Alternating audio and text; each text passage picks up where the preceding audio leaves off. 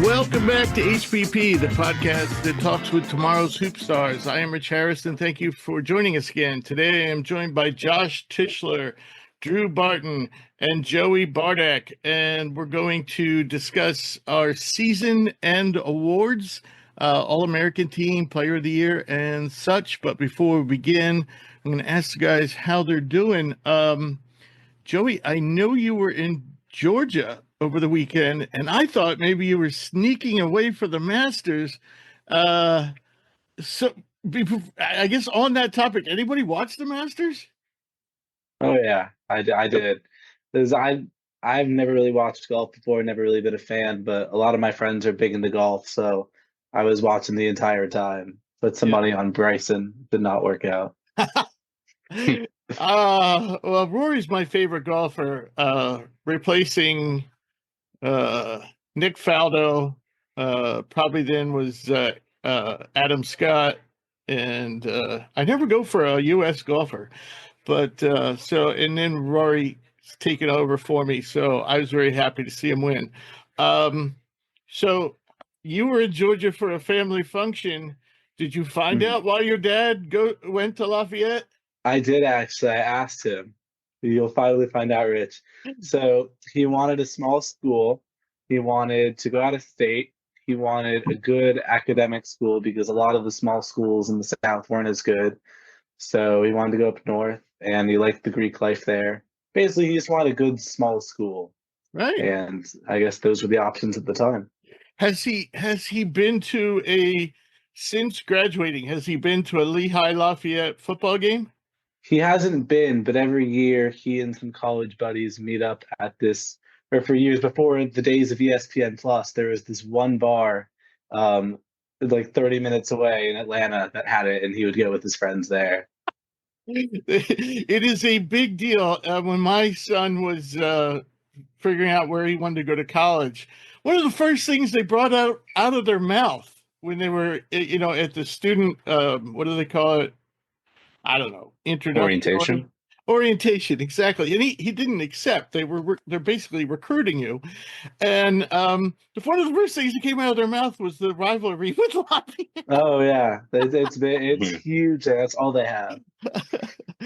Well, they're both good schools academically. Oh, of course. And I've never actually been on Lafayette's campus, but Lehigh's is beautiful. It looks like an Ivy League school. Really? Yeah, it's beautiful. So Josh, how was your weekend? It was pretty good. I'm not the biggest, golf fan, but when the Masters are on, I'll turn them on and I'll watch a bit, sleep through a little bit as well, and then I wait for the I wait for the last two to go at it. But it was exciting though. Went to a playoff.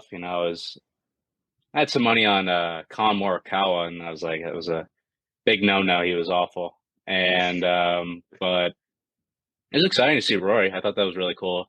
See him finally get the Grand Slam. But what was amazing about the tournament was how up and down it was. One minute he's up by 4 strokes, and the next minute he's down by 1, and then he goes up by 4 again, and then he's down by 1. It's like, this is craziness.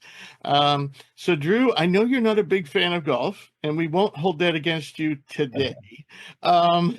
In the long run, it might hurt you. But once we become a big corporation, Hoops Prospects, and we'll have all these golf outings. But anyway, how was your weekend? It was good. I've actually gosh, Rich, I look back, we've been doing this for a couple of years now. Over the years, golf has grown on me a little bit because I a lot of times I work it. Like both of the schools I've worked at have hosted golf, like they're big on hosting golf tournaments. So it's it's a tip of the cap kind of thing. I've only ever played once. I'm terrible, absolutely awful. I basically had to just let everyone else drive and said, I'll put my ball wherever the shortest one, like whoever is the shortest drive, I'm going to play off that spot. My short game's not actually terrible. Actually, there is a game, a type of game that they play teams, and you play what they call best ball. Yep. And so you were playing worst ball. Yes. Yeah. Just for fairness' sake, I'll play wherever the worst ball lands, but I can't drive it for shit, to be quite honest. I do appreciate it because it's a super hard sport and it's actually pretty fun to work. Photography is something that I'm by no means a pro at, but I really like shooting all the games. Like I just shot our Right. softball game this weekend. And golf's probably one of the most fun sports to shoot because you're outside, it's beautiful, it's easy to shoot, nobody's really moving like crazy. A lot of the courses are just They're gorgeous. awesome. So it was fun. I didn't watch it because I was working, but it was really cool to see. As a sports fan, it is always kind of cool to see those like kind of iconic, legendary moments where it's like that's something that six guys have done it, and I can say that I got to see one of the guys do it, even Right. though I don't have a huge backing or like huge interest in the sport. And then just basketball wise, just trying to catch up with all the portal stuff. It's been crazy. So obviously trying to keep track of who my Zags are talking to, and then kind of working on my own, just like, okay, where are guys interested in going? Where are guys? I mean, there's probably in the 5 minutes we've been going, there's probably been 20 guys who jumped in. Yeah. Like, It's funny because today I'm updating the list, and every time I'd refresh the screen, there would be five more guys. listings. Yep. Yeah. So, I mean, just looking at it, it's going to be really interesting because you could put together, well, on paper, you could put together like multiple championship caliber squads with the guys who haven't committed yet. So, just kind of keeping busy doing that. And then almost done one more baseball and softball series to go. Unfortunately, the sports gods gave me the finger and put them on the same weekend, and they're both senior day. So I got to run a baseball 4-game series, a softball 4-game series, and have to do senior day at the same time for both of them. So that'll be fun. Wow. All right. So on that note, we're gonna move on to the college notebook. And of course, the last time we talked was going into the Sweet 16. The Final Four came down to, or no, I stand corrected. We got together before the Final Four. So we had our thoughts, we put in our picks and all that good stuff. And the one thing we knew was, for the first time, I think in a long time, we had four teams that legitimately deserved to be there and could win it all. So I'll start with you, Josh. What were your thoughts on the Final Four? Oh, it was great. I mean, I thought like everything that we were anticipating, it came to fruition. I thought the Florida Auburn game was tremendous. Florida coming back like usually how they do. They've been starting out slow, like basically like almost every game in the tournament, and even so, like they still find ways to win. And you got to give props to Auburn. Like they had probably one of the best regular seasons like any team has seen this season in history as well. Luckily enough for them, they're going to get Chad Baker-Mazara for another year, the 30-year-old. So we'll see. That's not a given, is it? It's not a given, but I think there's a pretty high chance that he goes back. He has the year. I think the year is locked in. I think. What else is he gonna do? Oh, right, because he played at JUCO. Yeah, so he has a year. It's just, I think Josh is just saying, it's like, does he take it or not? But it's right. Like, what else? I mean, I think in the sense of just like exactly, yeah. I think Joey said it. It's like what else? He's not an NBA talent as of right now. He's definitely would make more money going back to school than going to the NBA. But even so, like also the Houston Duke game, that was tremendous. One of the best games I've seen live. And for me, my bracket, I didn't do too bad. Picked the Final Four and then the national championship game and then the winners. So I was pretty happy with how everything went, and go Gators. And on that note, in our bracket contest, the bracket, my mother's bracket, which was basically the collective bracket that myself, Josh, Drew picked together, she played that bracket and won. Josh, who had a perfect Final Four, I think you were probably the only person to have a perfect Final Four. I don't know that for a fact, but you also got, as you said, you got the championship game right, and then you got the winner right. But still, because I guess my mother also had Florida winning, I'm just trying to see where she beat you. I think it was the first round. Maybe first round, she got you by 30 points. And then she got you a Sweet 16 by another 23. And then you got her in the Elite 8 by about 30-some points. So, and then from there on out, you guys were tied. So you finished 17 points behind. and the championship game was worth 110 points. So basically, you guys were neck and neck. I finished third, and that was kind of a little luck on my part because I meant to change Tennessee. I meant to put Tennessee in the Final Four over Houston, and I forgot to do it. And so I ended up getting third. So, Drew, I want to ask you, you saw Houston collapse in the championship game. What were your thoughts about that? Because yeah, I think it was. I think sometimes there's parts like teams have a DNA and like a culture, things that like no matter who's on the roster, like a coach, it really comes from the coach, but there's like a DNA. And I think offensive struggles have cold spells and just kind of iffy offense has always kind of been Houston's Achilles heel. And I've been saying it all year. This was the first time I'd watched Houston, and they're my second favorite team behind Gonzaga. I watch pretty much every Houston game. I love what they stand for, all that stuff. This was the first time where I was like, wow, the offense actually looks pretty solid. Like they're not scoring 90 plus, but they hit timely shots. They got multiple guys that can score the ball. Like it's not just one guard going for 20 and everyone else you hope scores 4. Like, but in that one moment, it kind of reared its ugly head. And, those last 3 possessions were awful. You had the LJ Cryer baseline drive where he totally got pins and tries to do like a scoop shot kind of thing or a pass right into Condon, gets nothing from there. And then Sharp with just 2 horrible possessions. I mean, dribbles it off of his knee. And then the last one, the pass came a half second too late. I really think the goal was to put that shot up. And then like the pass was just a little late to the defense recovered. So he saw the closeout. He kind of panicked. And then instead of, pump faking and either taking a sidestep or whatever. He had to release that ball. 100%. Like no matter, and you know what? He may have gotten fouled. Yeah, it was a super hard closeout, and he panicked. And he instead of putting a shot up, either maybe getting a foul or at least giving the ball a shot, he panicked. So I think that was kind of the ugly rearing of the anyone who's doubted Houston this year and the years past is going to point to that. Particularly those last 3 possessions. I mean, that last 10 minutes for sure, but the last 3 possessions. Not that it matters. I do think the game was incredibly poor. It was very poorly officiated. Not from a standpoint of I thought the calls themselves were bad, but I think it's very unfair on both sides to call 4 fouls and a half of basketball and then come out and call 26 in the second half. Asking players to adjust to that because they're in a very free-flowing sport is very difficult. I mean, they called 4 fouls on Houston in 9 seconds at one point. And again, I'm not saying that's why they lost the game. They lost the game because they had multiple possessions that weren't, oh, we missed. It was, oh my God, that was awful. You turned it over in the worst way possible. I do just think from a standpoint, though, of play style, the first half very much so favored Houston. That's why they were up. Second half got really tight.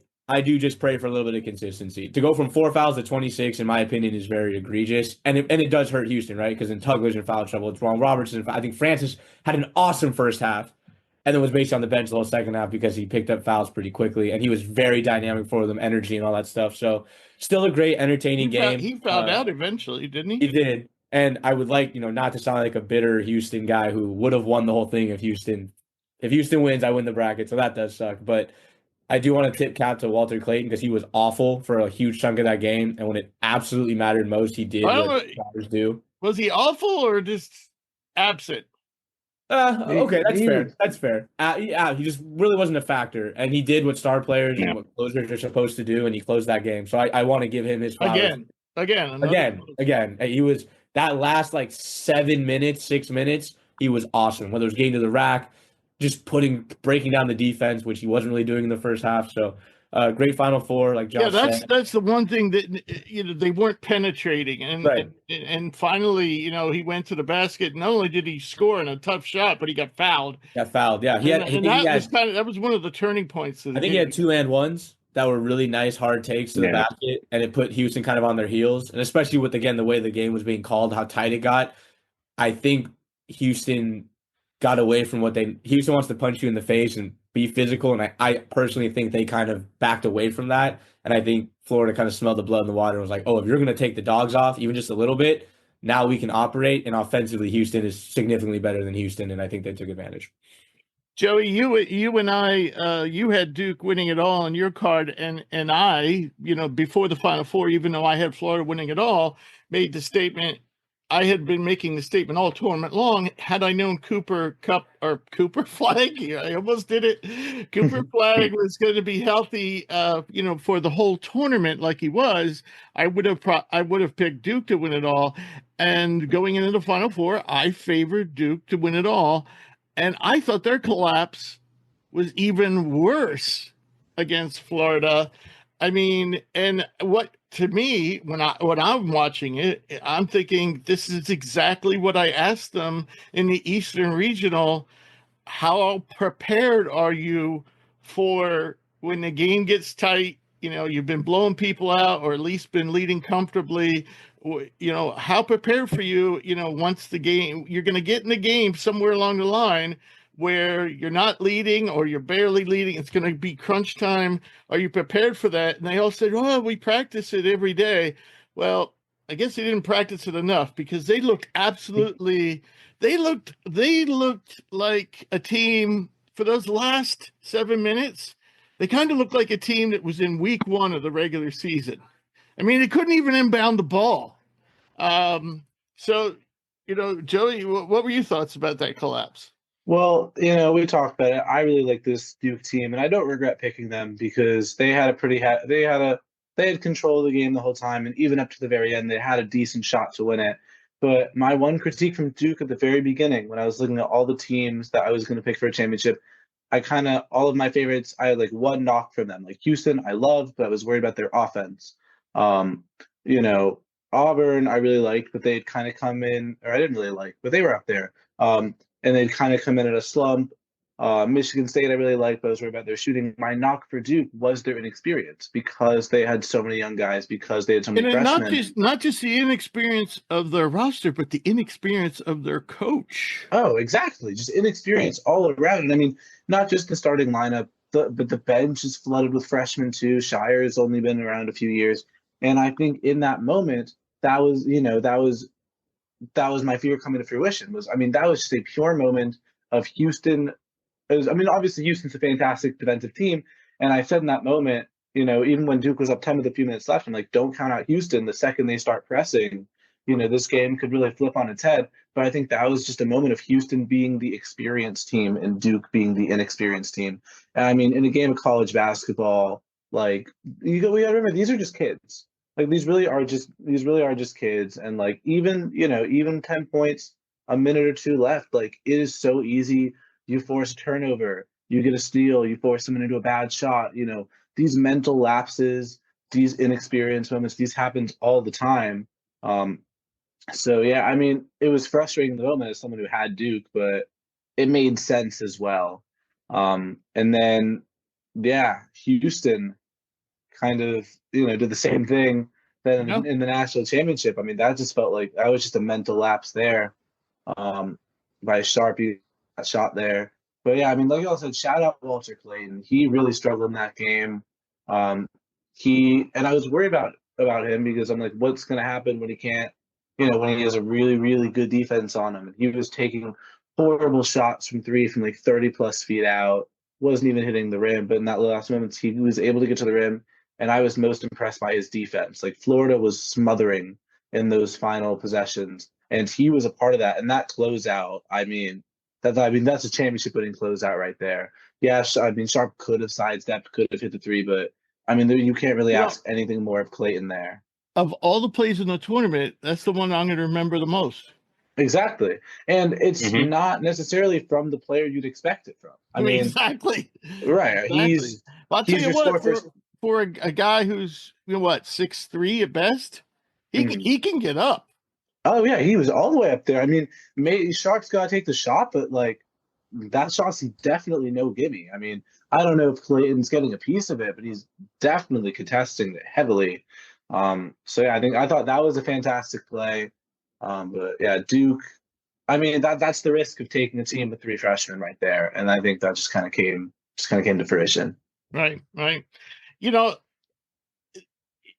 Florida went, Texas Tech, had them down. Florida comes back to win. Auburn has them down. They come back to win. And Houston has them down. They come back to win. So they easily could have lost anywhere along the line. I'm not taking anything away from them. It's definitely not a fluke, but at the same time, we didn't see the Connecticut dominance where, all these Florida games were in doubt. But the one thing I thought the turning point for Florida actually happened in the Auburn game, and you guys might not even remember this play. Auburn's leading by 12 at halftime. They come out in the second half, and Florida doesn't look for the first 2 minutes if you go back and watch the first 2 minutes of that second half, maybe 3 minutes, Florida still looks like the same team that was, lackluster in the first half. And I'm like, guys, you're getting punked. And then there was a shot. Florida, I don't know who took it, but Will Richard was in the paint, and he went up and over a forward of Auburn and grabbed an offensive rebound, and he just skied for this rebound. And then when he brought it down, I think he tried to put it back up and he got fouled. So I don't think he made the basket. But I'm like, yeah, that's what you need to be doing, that type of effort. And then from then on, it was all Florida.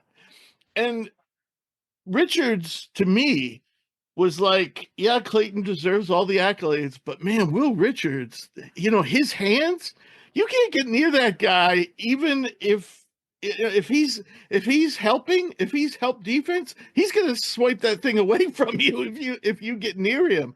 I mean, it was amazing, his hands. I mean, how many balls did he knock away and steal? And he didn't necessarily always get the credit because he didn't end up with the ball, but it was his hands that initially knocked the ball away. I was so impressed with Will Richards on the defensive end, and I really think he has a lot of NBA potential because he's bigger than Clayton. And Clayton, he's longer too, like wingspan wise. Right. That's what I'm saying, and he's a better defender and yeah. So and not just defensively, offensively, he was huge. I mean, his ability to hit three, in the Auburn game, he was the only offense they had. Yeah, I mean, the championship, when Clayton was struggling, it was Richard that led the team. Or maybe that's what I'm thinking of. Was it the championship game where he had like 15 points? He kept hitting threes. He finished the game with like 18. Like when they were struggling, and it was going to be a low scoring game, but he was really the guy that was keeping him in it on the.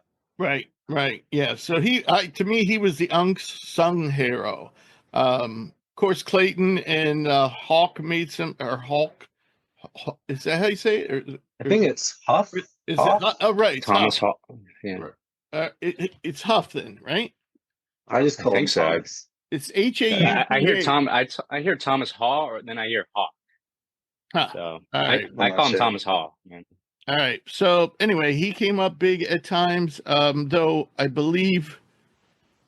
think it was the Auburn game where he missed something like 4 or 5 free throws, and he's like something like close to 80% for the season. But yeah. So any other final thoughts on the tournament, Josh? I'm just kind of excited to see how everything's going to develop into like the off season now, and just like how all these players like are just. They're moving on from their teams, or even just being like loyal to their coaches and like the staff. It's like, I don't know, I'm seeing a lot of stuff online, just like how a lot of, not everyone's like a big fan of the NIL aspect. People are asking for too much money. And I don't know, I think I'm kind of excited to see where like I know it's not basketball, but the Tennessee QB, Nico Yamavi, I think that's how you pronounce it. Iamaleava. Yeah, and that was a crazy thing. He's expecting like $4 million in NIL, and they're like, "See you later. Like, go somewhere else." Right. Well, he's getting something like 2.2, right? I don't know what the deal is. I think he's getting something like 2.2 million and wanted 4. Yeah. So and to me, that was exactly the response he could have expected. Oh, of course. I mean, like I don't know. I mean, we'll see what happens. I'm excited to see like if someone's going to actually. I don't know if he'll get 4 million, but like someone like a lower level school, maybe like I don't know, some team in the ACC. I could see maybe North Carolina looking into him, but I think just in respects of for basketball, I'm pretty excited to see how the transfer portal pans out. Right. Drew, any final thoughts on the tournament? Yeah, I mean, I think, and we've talked about this, I thought it was good. As for people like us who watch a lot of these games, I believe we were rewarded with like what we all kind of believed were the best teams at the end. I know the casual fan was pretty disappointed with the lack of Cinderellas and all that, and I really don't think it was all that disappointing. I mean, a lot of those teams that we kind of had on the bubble that I could make a run, like we had a High Point upset, they were competitive. San Diego gave Michigan a game down the stretch. Like they were still good games. There weren't many games where I was like, wow, they got slaughtered and didn't look like they belonged there. It will be interesting to see where this goes. I think this is kind of a breaking, I don't want to say breaking point, but like a place where we can diverge. Like, was this kind of just a 1 year thing where we just saw really good veteran dominant teams, kind of the last of all that COVID stuff where you have like a 6th year Juwan Roberts running around and we'll kind of swing back more to the middle? Or is this kind of the more like, hey, like NIL has made it where like the powerhouse teams are going to be powerhouse teams? I mean, we'll touch on it, I'm sure, but like when you see where some of these guys have committed, some of these teams have already reloaded with guys just as good or better than the ones that are leaving. And It's a couple of them, I don't know what the hell they're doing because they're like right. loading up so much. And like, where are you going to play these guys? Well, I think that's where I do think we're going to see how it works out, though. Like, I think Kansas needs to be the cautionary tale, and I think coaches have egos, and every program thinks that well, that wouldn't happen to me. But there are some people where I'm like, why are you going there? There's 6 of you there all playing the same position. How is that going to work out? So, I think it was a fun tournament. I think it was good. It was a great Final Four. It was a great Elite Eight for the most part, and I'm sure there'll be a Cinderella back. I mean, there's not that far of a world where we had a couple of teams. I mean, if Derek Queen doesn't hit that shot, we have a Colorado State making a bit of a run. I mean, Gonzaga almost knocks off Houston in the second round. Michigan State almost went down with San Diego at the buzzer getting a shot off that didn't go. So I think we'll be okay, but it will be interesting to see how it kind of balances out. And the pendulum's going to swing one way or the other, whether it's high recruits going to smaller schools or it's, these teams spending so much money and missing on guys that, it kind of forces regulation because, people probably don't want to spend a bunch of money to lose. So we'll see how it goes. But I thought it was a pretty solid tournament. I don't have any complaints other than the fact that I had to work. On that thought, I think the thing that I'm seeing, and it's a shame, is there are some players, I don't know, let's say, let's take somebody like Mason Gillis. Sure.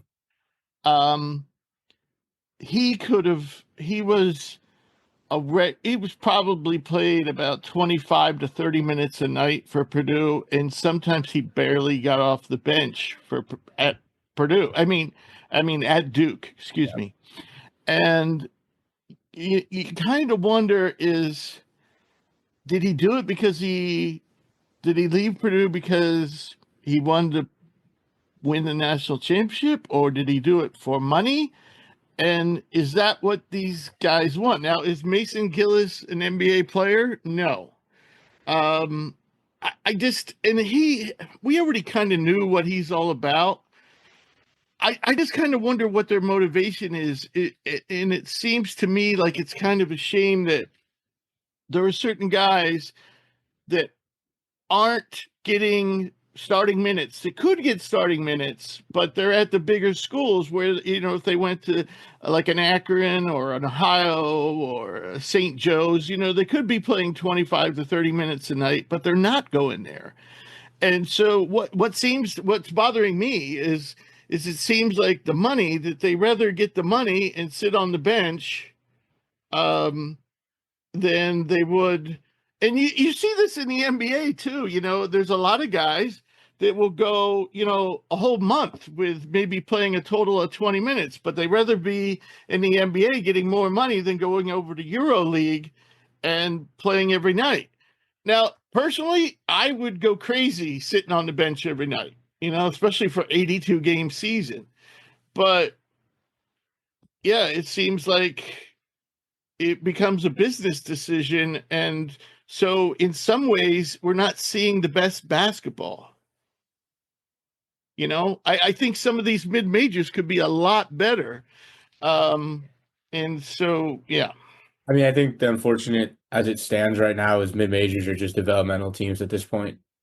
I mean, that's the unfortunate is you're going to, I mean, I think a guy that just throwing it out there because he was on Gonzaga's radar for a long time was Isaiah Pasha, the kid from Delaware. He was the rookie of the year in the conference.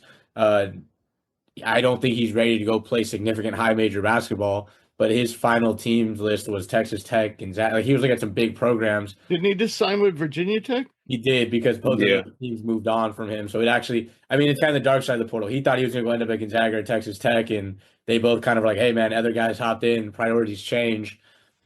And now he's at, it's like, I would have rather seen him at that point just stay at Delaware one more year and be the guy and really develop. And now you're going to go to a middling Virginia Tech program. So yeah, I totally agree. I think it's mid majors are turning into just developmental leagues. I mean, it's almost like mid majors are turning into the new JUCOs, where it's like you go for a year or two. Yeah, because what you're seeing is just about anybody who's any good at a mid major is gone the next year. If you average 10 points or more to mid major, you're in the portal next year. I would. I don't know about that. But I think a lot of guys, they average double let's put it this way: if you're on my draft board, you're playing for a mid-major. Odds are you're in the portal. I mean, sure. I'm just saying, if you have any kind of production, guys are hopping in and testing the waters because they kind of have the programs over a barrel. If I average 10 points a game, which in college is definitely usable, especially at a mid-major level, I'm going to hop in, and I have the coach over a barrel, knowing you're probably taking me back because you're not going to get anybody better at a Delaware than me. So if I don't go anywhere, I'm coming back. My spot's probably pretty secure. And, somebody might, bite on the fact that, oh, he averaged 10 a game. What if he comes here and averages 10 a game for us? That's 6, 7 man production. So that's just kind of the way I've looked at it. I see it at D2 all the time. Josh, did you have something? Yeah, I mean, I kind of agree with Drew. I think it's like kind of these players are just like testing out their value nowadays, and just like in the aspect of just like looking forward to more of a Power 5 school. I thought that, I was watching a couple of these mid-major tournaments, and like a guy like Isaiah Pacha, like he was cooking in the tournament, like had really good games. But like, it's the ceiling's, it's almost, they feel like it's too high at times for some of these players. And like, they think these schools are looking for them, like these, you said like Gonzaga or like a Duke, or it's like, if you really are looking for these schools, like there's a good chance that like, they're looking somewhere else, or you may not be able to get the playing time that you wanted. And I think an aspect of like a guy like Mason Gillis, it's like he's played in college. Well, I think he's out of eligibility now, but like, 5 seasons in college basketball, 4 with Purdue. It's like there's players that are developing better than him, and just like in a spot of like, all right, this is what your role is. And like, if you're not happy with that, then you can go somewhere else. Like you got a guy like Trey Kaufman-Renn, he's taking his spot, and like the production's way over what Mason Gillis was doing. So like, you come in, like what he did for Duke, he comes in maybe 10 minutes a game, hits a 3, plays some decent defense. Like that's his role. And like, I think a lot of these players entering the portal are, I wouldn't say like overhyping their type of production, but more of just like looking over to what they actually can and cannot do in terms of production. Right. But what I'm saying is, if you put 7 Mason Gillises together, that type of player, at a Drake or at an Illinois State, they're going to win their conference. And if you take them lightly in the NCAA tournament, they're going to beat you. But that doesn't happen anymore. Look, Drake put together a team of Division II guys. Yeah. So, and the Mason Gillises of the world are going to ride the bench at better schools that will offer them more money. Yeah. All right. Any more thoughts on the tournament? Since we already jumped into the portal discussion that we can't get over, and I'll tell you what, folks, it has slowed down some, but now we're over 2,100 players. Last time we were on, which was a little over a week ago, we were at 1,900. Now we're closing in on 2,200. And it really got busy today. Like I said, every time I refreshed the screen, there was 5 more guys popping up. And so what I have here is I've first thing I thought we'd talk about is the guys who have committed. And there are several teams, but the one I really want to talk about is Michigan. But I'll talk about first thing I'll talk about is who I have is my top 10 commits so far. First one is Jaden Quaintance, the 17-year-old who's not eligible for the draft yet. He tore his ACL somewhere during the winter. They say he should be ready for the start of the regular season, and he is going to Kentucky. Huge signing for Kentucky, and he would be number one. Now, the way I rank these guys, by the way, is kind of the way I would rank an NBA prospect, so it doesn't necessarily mean they're the best college players, but these are the best players. The next is a guy we talked about a lot last show, Ade Mara, the big center from UCLA. He is going to Michigan, replacing Vlad Golden. But we'll talk more about that because Michigan's doing some really, really strange things. The next was another guy we talked about last week, and that's Donovan Dent going from New Mexico to UCLA. Jozon Sannon from Arizona State, shooting guard. He really started to play better as the season wore on. Didn't have a stellar freshman year, but had a solid freshman year. And this guy's a high 4-star, should do very well going from Arizona State to St. John's. Next up is another Michigan player, and they get our boy, a friend of the show, Yaxel Lendenborg. And I almost texted him saying, "Why the hell did you go to Michigan?" And he goes from UAB to Michigan, but we'll get more into the Michigan. Kanan Catchings, BYU star freshman, high 4-star. Was doing well for BYU. Then he got hurt, and then he fell out of the rotation as the season wore on. He came back just in time for like the NCAA tournament. So very promising player, very promising NBA prospect. He goes to Georgia. Big Z, Zvonimir Ibišić, goes from Arkansas to Illinois. I think that's a good move. He joins his brother, Big T, Tomislav, and, Arkansas, Calipari just didn't seem to know how to use this guy.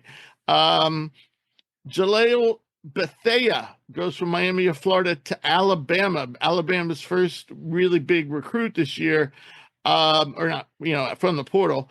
Didn't have the greatest of the year, didn't play well early in the season, didn't get a lot of playing time early in the season, got better as the season wore on. This guy's a 5-star, top 10 5-star.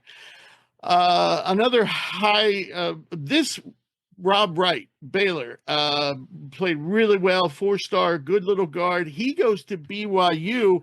He's going to be taking over that show for BYU, which has maybe the best recruiting class in the country, and Rob Wright will be holding the keys to that car at point guard. And then lastly, I'll mention a couple others. Delon Swain goes from Xavier to Texas following his coach, Sean Miller. His teammate, Ryan Conwell, goes to Louisville, one of the best all-around scoring guards in the country. And then lastly, Farrell Payne goes from Texas A&M to Maryland following Buzz Williams. Oh, and then I guess one more I'm going to mention, it's very significant, and that is Owen Freeman going from Iowa, big center, sophomore center, to Creighton to become the heir apparent to Ryan Kalkbrenner. So, gentlemen, as you look over this list, I just went over, say, the top 12 or so. What are your thoughts? And who you really think is a great pickup for this team or that team? I guess also, what are the signings that have excite you the most, and maybe what are some of the teams that you think are really doing a nice job so far, and maybe some teams that are making you scratch their head? Because I want to talk about Michigan because they're making me scratch my head. So, Drew, I'll start with you. Yeah, I think a team that I really like what they've done, another team that we've talked pretty highly about here over the years, is definitely the Creighton Blue Jays. I think what they've done with the portal this year is kind of, in my opinion, a great example of really smart usage of it. You lose an absolute program legend in Kalkbrenner. You lose Ashworth. Pop Isaacs hits the portal, and I think they went into the portal and were very intentional. They had guys that could fill the roles they needed at a high level, and they're like, that's what we're going to do. Pop Isaacs is out. Let's go grab Austin Schwartz from Miami. Miami.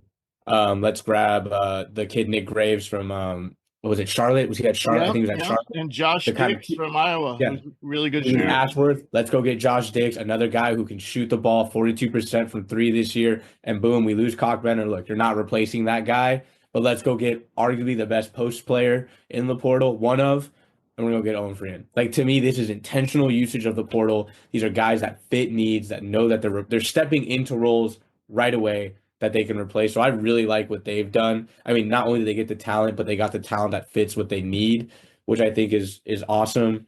I think Louisville's done a really good job, and I think this is a testament to Pat Kelsey. I actually voted for him as my runner-up for Coach of the Year, so I was one of the votes for him. I think, again, another guy who's gone in, knows what he's losing, and is like, I need to go get guys that can come in here and fit these roles. I'm going to get Ryan Conwell, a great, just kind of do everything wing. He gets Isaiah McNeely from Virginia, who I liked, can shoot the ball. He picked up the kid from Nassau State. Was it Aiden Woolley? So, and on your boy McKinley, he's one of the best shooters exactly in the country. He's he's got that JJ Redick archetype where he comes off screens and he's ready to shoot. Catch, boom, down. Yeah, so those are two teams for me that have really stood out in the fact that they're going the way I love to see the portal used. I love to see the portal used in an intentional way, identifying players that are able to fit your system or able to replace what you're losing. You're not trying to rewrite the book. This isn't fantasy basketball where it's like, I'm going to go get as much talent as I can, because how many years have we seen with Calipari? Where it's like, yeah, you collect all this talent, it doesn't necessarily work. I mean, I think Kansas was susceptible to that this year, where they got the best transfer portal class over the last 2 years. They've crushed the portal in terms of raw talent, but do the personalities fit? Do the play styles fit? Are they ready to play at this level, as they move up? What was the kid, the shooter that they brought in? Was it Nick Timberlake, 2 years ago that they bring in? Right. Stuff like that. Like, I think these two programs have not only got great talent, which is obviously important, but I love the way that they've attacked it with an intentional nature of filling holes, whether it's through graduation or portal subtractions. I give those two teams really, really good grades, because I think they've checked the two boxes and not just one of them. Josh, what are your thoughts? What's gone down so far? It's been very exciting. There's definitely some teams that I've really liked what they have been doing. One of them has been UCLA. I think Mick Cronin, I'm not the biggest Mick Cronin fan, but he's got a set of, rules and just like play style that he likes to work with. I think they were really missing a point guard this year. I just think, Sky Clark wasn't really, holding the realms for them in a minute. So, bringing a guy like Donovan Den, who we've been so high on, I think that's just a tremendous pickup for them. What do you think though? Them, isn't it shocking? The way Mara, he was getting better game by game. Yeah, and I'm a big fan of AD Mara too. So am I. And I'm like, how the hell did they let him go? I don't know. That's like the one thing I think it's just in a sense of just, I don't know, maybe they weren't just, on the same page of certain things. I think maybe Mick Cronin, just like his type of playing style, just didn't fit well with AD Mara. I hope wherever AD Mara goes, I think he's going to just kill. I think he's going to be amazing for whatever team. Yeah, Michigan. He's going right. He's going to unreal. But that's like also we'll talk about Michigan later. A little confusing on some of that end, but like with UCLA, bringing in a guy like Xavier Booker, who's highly touted. He didn't have the best 2 years at Michigan State, but there's definitely some upside with this team. And they're bringing back a bunch of guys too. So I think UCLA, I think they'll definitely be one of those good teams. And then also I think another team that I'm really liking what I've been seeing so far is, St. John's. I'm a St. John's guy. I think, bringing in a guy like Joe Sansanin, who they tremendously needed shooting this past year. This guy can really shoot the ball. I think replacing RJ Lewis, Bryce Hopkins he's a great replacement for them. If he's able to stay healthy, be, what the player that we've seen in the past for Providence, I think it's a really good pickup for Coach Pitino. And, there's still other guys that, Coach is looking at. I saw they're looking at, Ian Jackson as well, Isaiah Sellers from Stanford, who's a great shooter. So there's definitely a lot more things that, come to fruition. So, but again, it's like everything Sellers, I believe, went to Providence. Isaiah Sellers, he committed to Providence. Yeah, you're talking about the guy from UCF? No, a guy from Stanford. That's Jalen Sellers. Oh yeah, Jalen. okay. Yeah, he went to Providence. Okay. But I saw they're also looking at Dylan Mitchell as well from Cincinnati. Very explosive guy as well. Dylan Mitchell, though, he would be very much like the guys that they had last year. True, but all defense, but offense is still it's not great. Progress. That's the thing. You're getting guys that can shoot the ball, so you don't have to rely on everyone. You're not going to be able to get everyone who can shoot the ball, but you're still sticking to that defensive mindset. So I'm excited to see what Rick's got in store for the next couple of weeks. So we'll see. So yeah, I'll tell you what. If Dylan Mitchell goes to St. John's, just pencil him in for Defensive Player of the Year. Exactly. Yeah, the next Aaron Scott. That's who he's going to be. Oh yeah, but I mean, except without the shooting. Without the shooting. Steroids. Yeah. I texted my buddy who's a big college basketball guy when I saw that he was visiting St. John's. I'm like, I want him to go there so bad. That'd be great. I want him. That is probably take away guys I want at Gonzaga. Like on the portal, I'm like, he needs to go there. That would be awesome to watch. That would be awesome. So hopefully, I'm excited to see what these guys got in store. So Joey, what are your thoughts on what's gone down so far with these signings? Yeah, there have been a lot of exciting ones so far. I was going to bring up St. John's too. I really, really, really like the big three right now of Zuby, Hopkins, and Sannon. I've also seen some rumors that Xavier Lee might go there. He's been looking at, I think, St. John's, Florida, and a few others. I think if you get Xavier Lee at point guard, I think that would be tremendous. That might put St. John's in the top 5 to start the season already. I feel like he could kind of fit the Patino role that we've seen like the past Louisville guards fit. I also really like the Rob Wright to BYU move. I loved watching him play at Baylor, and getting to see him play with DeBonso would be really exciting. And if Richie Saunders comes back and you have all 3 of those guys together, I think that could BYU could average so many points. That would just be absurd to watch. And then another one that's flying under the radar. I think Baylor's done a solid job. They lost a lot of guys. They've been kind of disappointing, but they bring in, who was it? Yesufu is the recruit.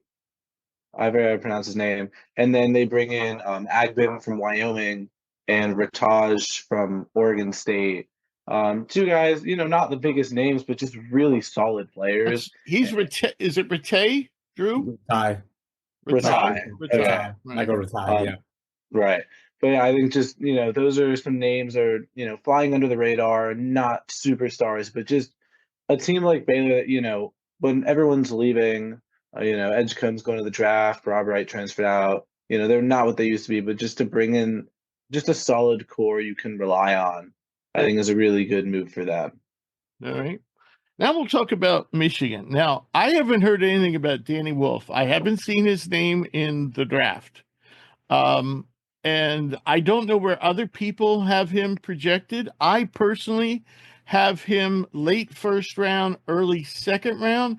I still think he needs, the way he played this year was very NBA-like, very Jokic-like.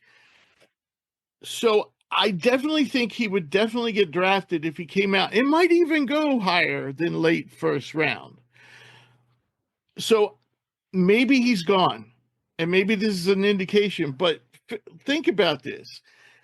Even if they have Danny Wolf, Ade Mara could replace Vlad Golden. But then where does Yaxel Lendenborg go? You can't play him at small forward. And then what about Morez Johnson, who is a backup center, or could start for you at power forward? Power forward, yeah. And then I think they brought in another big on top of all this. Let me just check one sec. No, that's it. Cadeau. They also brought in Elliot Cadeau, which I'm not a big fan of Elliot Cadeau, but I think the thing with Cadeau is he'll be fine in college as long as he's not expected to score much. But if you put pressure on him to score, your team's going to have problems. So, Drew, you had some thoughts about Wolf? Yeah, so I think looking at all of this, because some of the teams that I follow are going through this. I think I agree with you, Rich. I think Wolf is in that 20 to like 35 range, probably anywhere in there. I could totally see him going. I think they're pretty convinced he's gone. I think he's definitely getting drafted. And I do think he'll go in the first round because, again, his play style, if you ignore the turnovers, has that NBA-esque big who can put the ball on the floor, create a little bit, stretch the floor, do all that stuff. And then I think part of the reason, because I agree, I was like, why you added three guys that are all kind of going to be forced to play that 4 or 5 spot. And that's like they have to play there. Like you're not putting these guys on the perimeter. They have to play in those 2 spots. I think that I think Mara and Johnson are 2 guys like they expect to be there and would be happy if those guys are their starting 5 and 4. I think they got Yaxel, but I do think these guys were insurance because I think there's a good chance Yaxel goes and they didn't want to put their eggs in that basket, get him. He gets drafted. It's like, oh shit, like he's gone now and we don't have anybody to play the 4. So I definitely think with good workouts, he will definitely go. Exactly. I think his number one focus is the draft right now. I think there's a lot of guys in this boat. I think a guy like on the West Coast that everyone's worried about now is Cedric Coward from Washington State, was injured, is looking up. Some people are like, I think the reason they grabbed him was we can't say no to this guy. He's arguably the number one. He's in that contention for a top 5 transfer talent. So you're not going to say no to him. But if he does go, we don't want to be left, with an empty basket going, crap, we don't have a 4 now. So we get Morez Johnson knowing he's going to play he's going to be in college next year. He'll play for us. Mara's going to be in college next year. He'll play for us. I think it's one of those things where, like, it's a good problem to have in their head. Like, we have to figure out how to fit. Right. But I'm just thinking, what is Yaxel thinking? Because you're, those guys are going to cut into your minutes unless you're going to play at the small forward, and this is a guy who's been playing center at UAB for the last 2 years. I totally agree. I think the fit's really weird, but I'm sure they had a conversation with them where basically, like, look, we want you, but if you're really serious about the draft and going through that whole process, we don't want to get left with the bill while you go off and enjoy the NBA. So I'm sure it's something. I don't know how it's going to work. I agree with you. I think it's a weird fit. But I just wonder. I guess Morez left because of Ivanovic.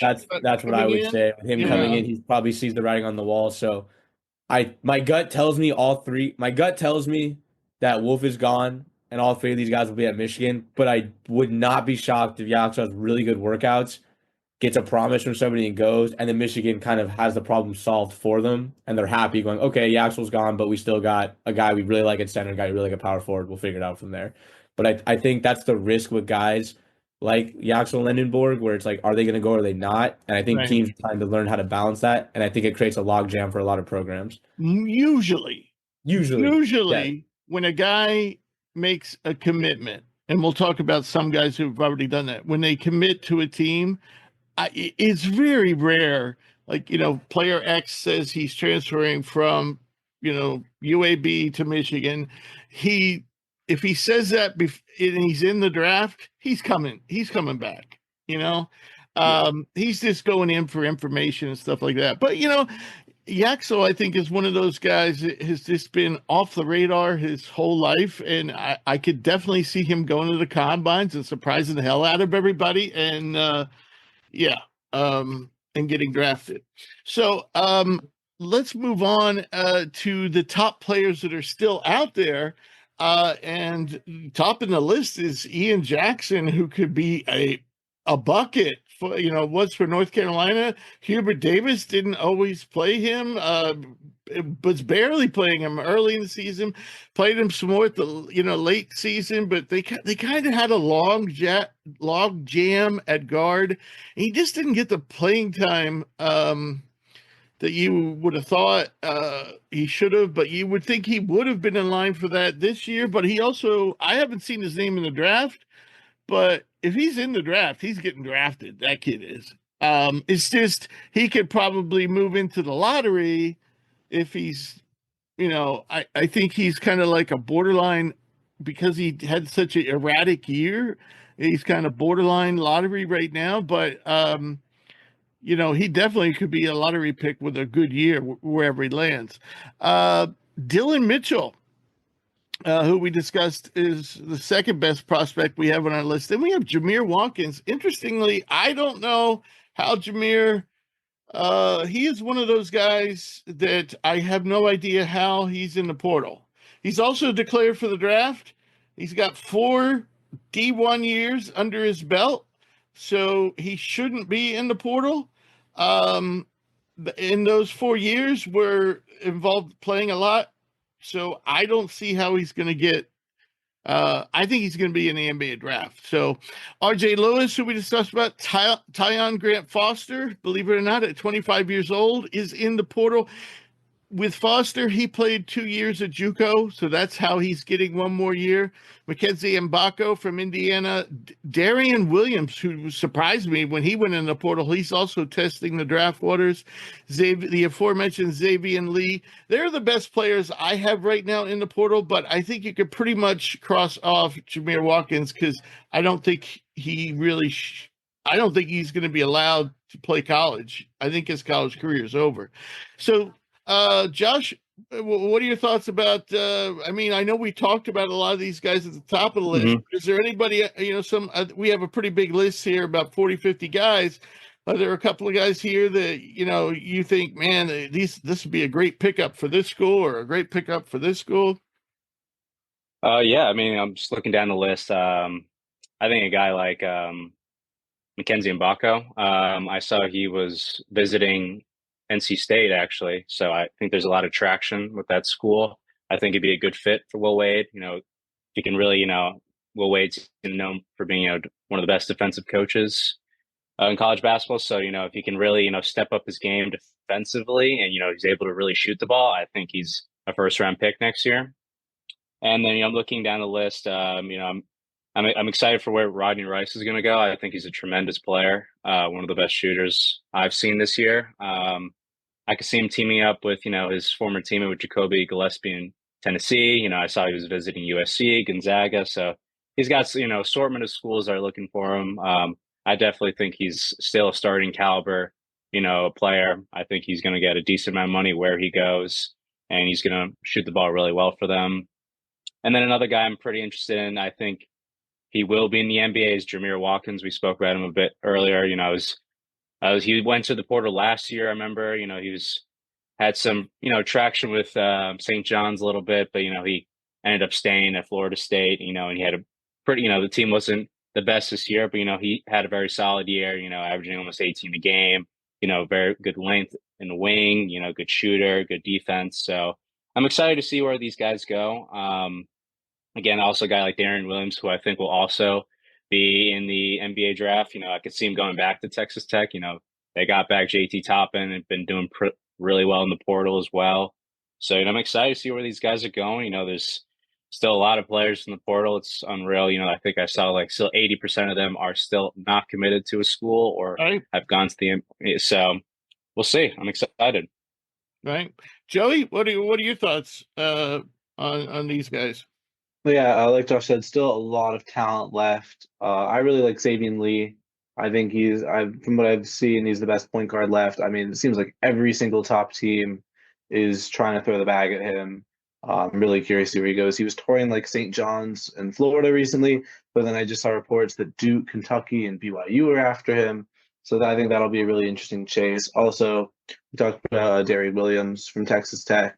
I don't know if he'll go to the draft, if he'll stay, or if he'll go to someone else. But he's just a really solid I don't player. see him getting drafted if he's in the draft, so I think he's coming back. I think he'll come back. I've also seen a lot of ties to him and BYU suddenly. So BYU is really trying to turn it on this year. But I think he's just a really, really solid player. Can really do it all. And then one name I'm really closely keeping an eye on is Jaron Pierre from Jacksonville State. I think he led the nation in scoring. If he wasn't, if he didn't, he was close. Yeah, and he was phenomenal last year, and he's been looking at a lot of different SEC schools. Arkansas has been on the list. Auburn's been on the list. I think if he goes to Arkansas, play with Calipari alongside Wagner, I think that could be really, really dangerous. So I really like him. And then Eddie Lampkin's another name. He's not really an elite player. He's just a really solid big, I think. Doesn't Eddie Lampkin turn 40 tomorrow? Probably. He's up there, but he'll still grab you. He'll still get you 13 points and 10 boards. He'll do it at Colorado, did it at Syracuse. So, he's nothing flashy, but if you're a top, if you're a top program that needs a center and you're trying to win this year, he might be your guy. He's a space eater for hire because he's been everywhere.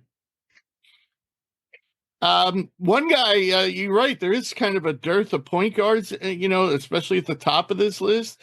And then one of those guys who joined the list today was Xavier Brown from St. Joe's, one of the best playmakers in the country. Of course, he's playing at the A10, but I wouldn't be surprised if he goes to Villanova. So Villanova just signed one of Temple's promising youngsters. Zion Sanford, who really came on toward the end of the season. He just signed with Villanova. Villanova hasn't had a really good point guard in probably since Brunson, or maybe Gillespie. Who was first? I guess Gillespie followed. Brunson. Brunson was, yeah. Yeah. So Gillespie followed. So Gillespie was probably the last good point guard they have. Xavier Brown would be a nice fit for that team. So Drew, looking over this list, and I guess I'll throw in what I found out today. This was a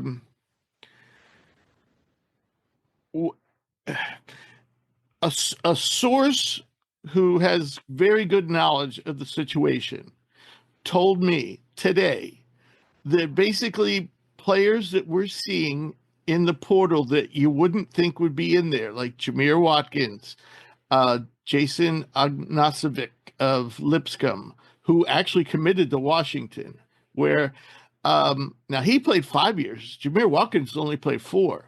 So what I started doing was I started going through the top players in the portal and who were seniors and like, why are they in the portal?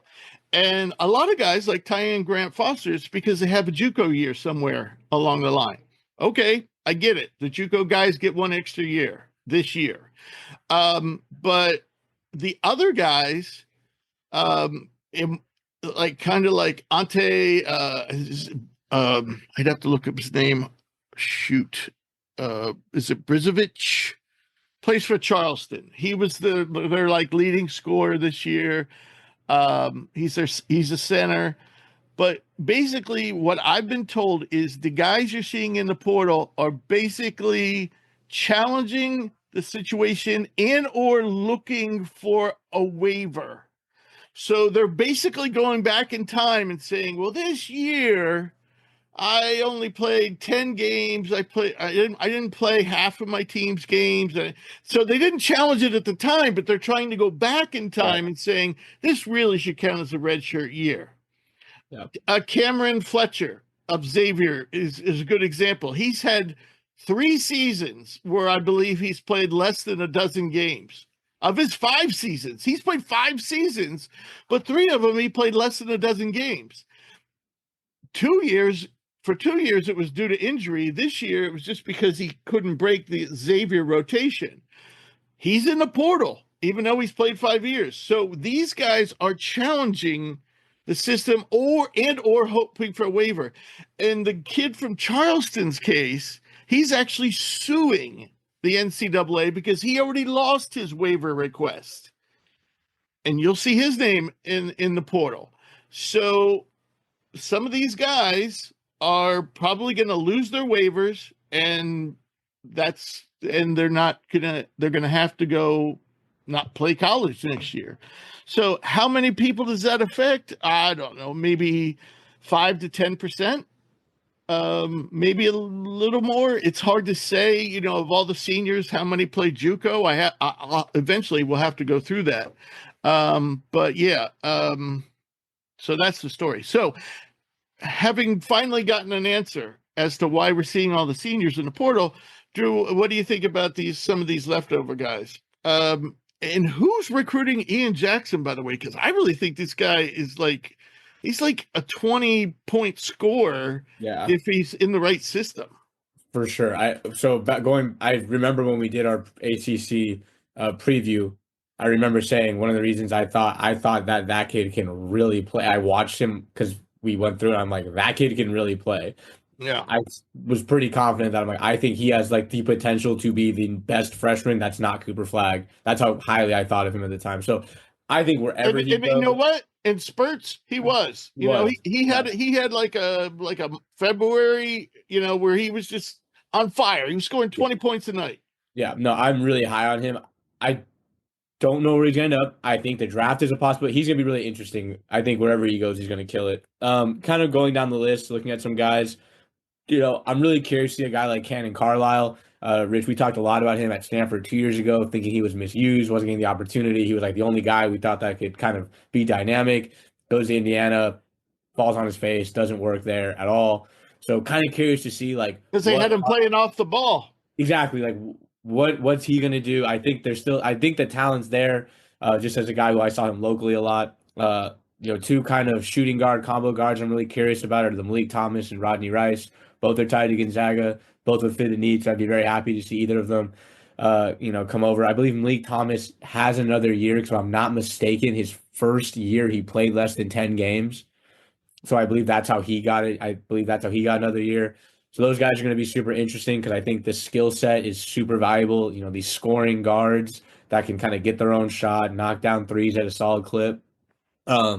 Speaking of USF, Guillermo Diaz-Graham actually just committed to the Dons. Like, yeah, USF is doing nicely in the portal. Now that we looked at the top, they definitely deserve some flowers, because there was like a breaking point where I thought, well, the Dons are done because Riley jumped in the portal, Right. Malik's in the portal. There was rumors that Ryan Beasley might leave. Williams is graduating. Yeah, and they have rebounded incredibly nicely, including bringing Riley back. So if we mentioned him last week as being one of the guys in the portal, San Francisco managed to keep him. Yeah. And I think they're finally realizing, like, a guy like Guillermo Diaz-Graham gives them a legitimate presence that they've not had. Like we talked about, trying to go toe-to-toe at Gonzaga and St. Mary's with Carlton Lingard as your only, like, really big is a death sentence. And we saw that come to fruition. So for them to really, Newberry's going to be coming back, a guy that we thought was dark horse defensive player of the year. The Dons are going right now.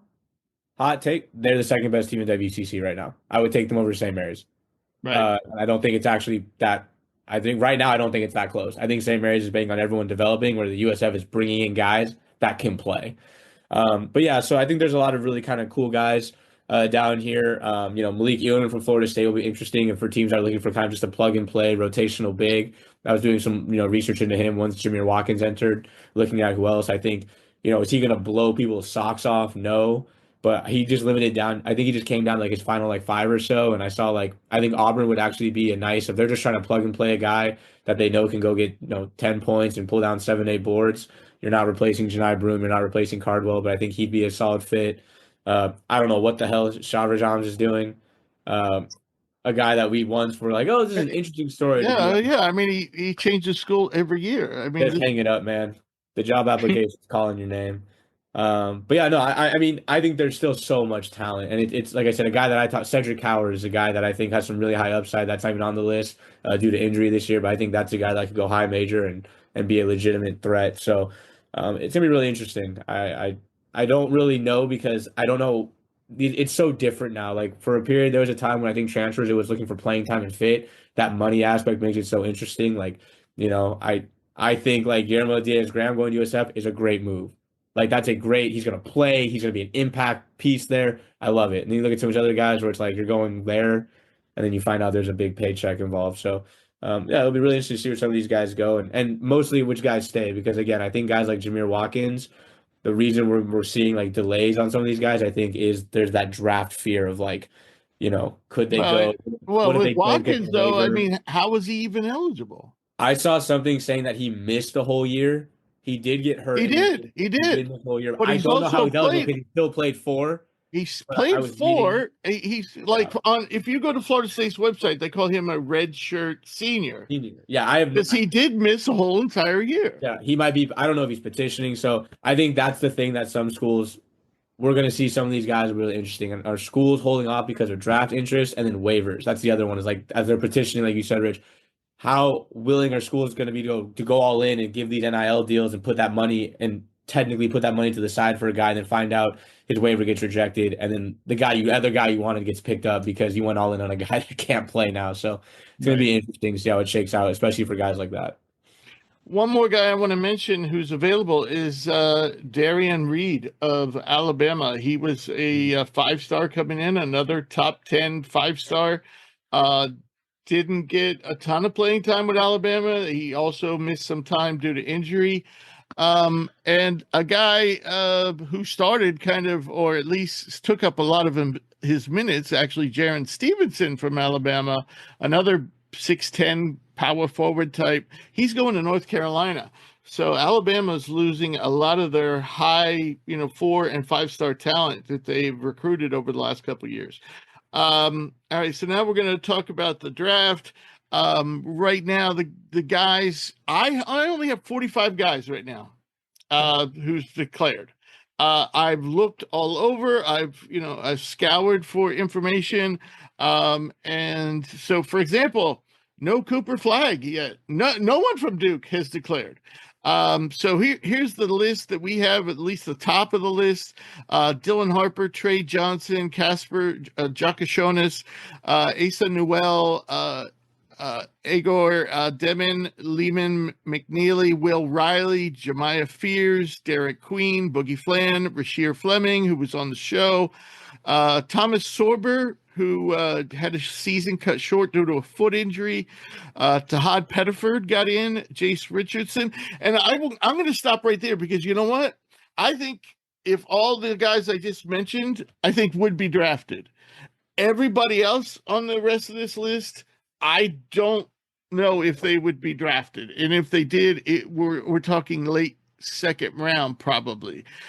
Also, there are guys on this list that have already decided where they're going, where they're transferring. For example, Jalen Lowe, point guard from Pittsburgh, is going to Kentucky.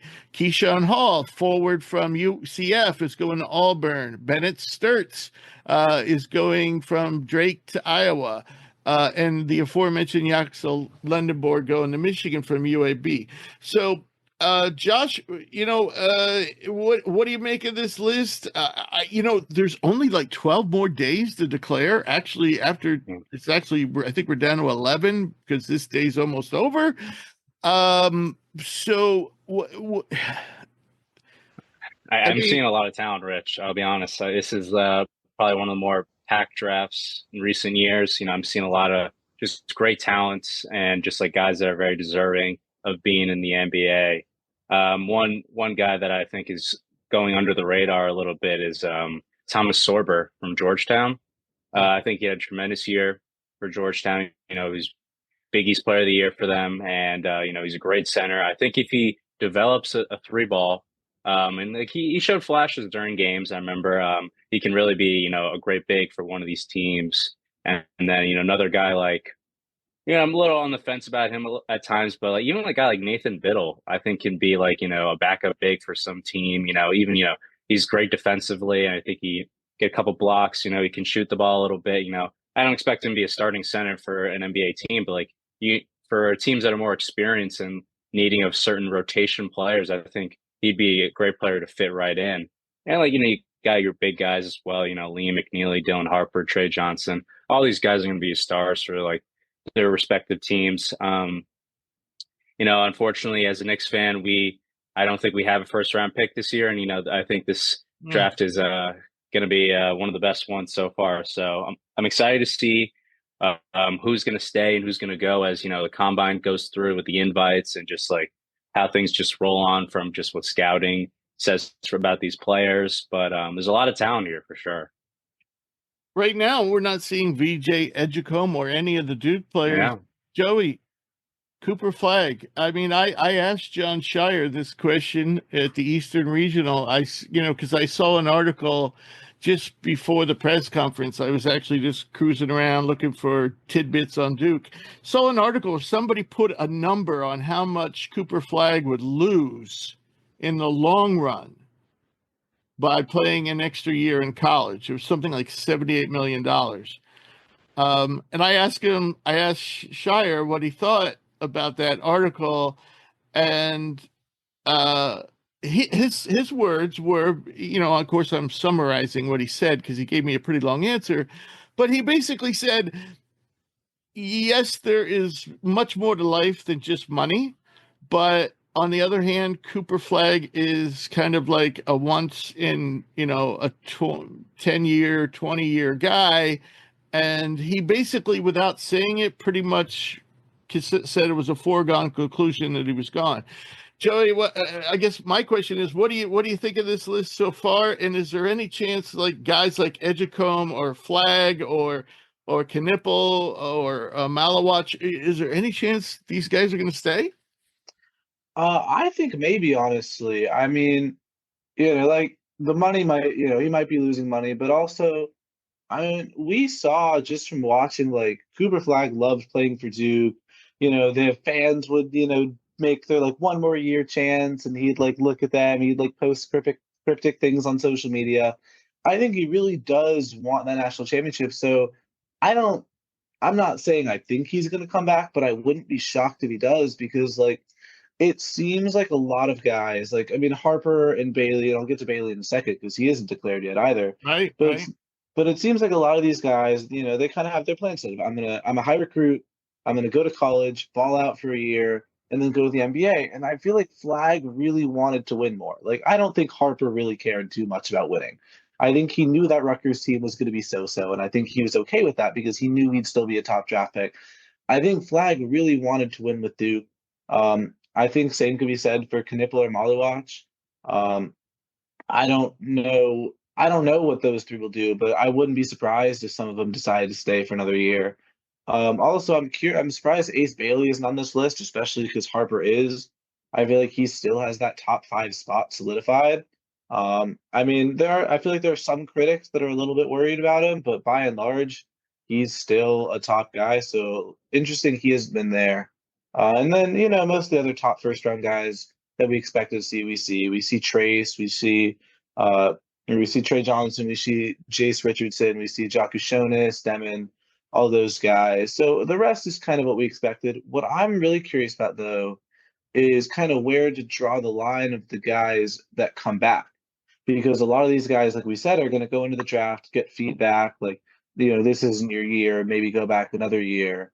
I'm curious to see who those guys could be. Like, I think Pettiford, for example, I think Pettiford will get feedback of, like, if you go now, you might be a mid-second rounder, but if you go back another year for Auburn, you could be a lottery pick. I think Pettiford might get feedback like that.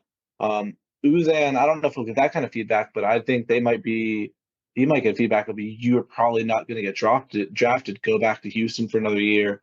I think we could see that from him, maybe from Martinelli for Northwestern, even from the guy who I'm the biggest fan of, and Trace Staff of just, you're not ready yet, come back for another year. So I'm curious to see where that line is drawn. Right, and he's committed to South Carolina, so I think it's pretty much, this is just kind of him getting a sense of where he fits in. Right. Before we move on to the next topic, Drew, Josh, do you have any more thoughts on the draft so far? I mean, like, we're not seeing some of these names. You just think they're taking their good old time. Like I said, they have till the 26th, and today's the 14th.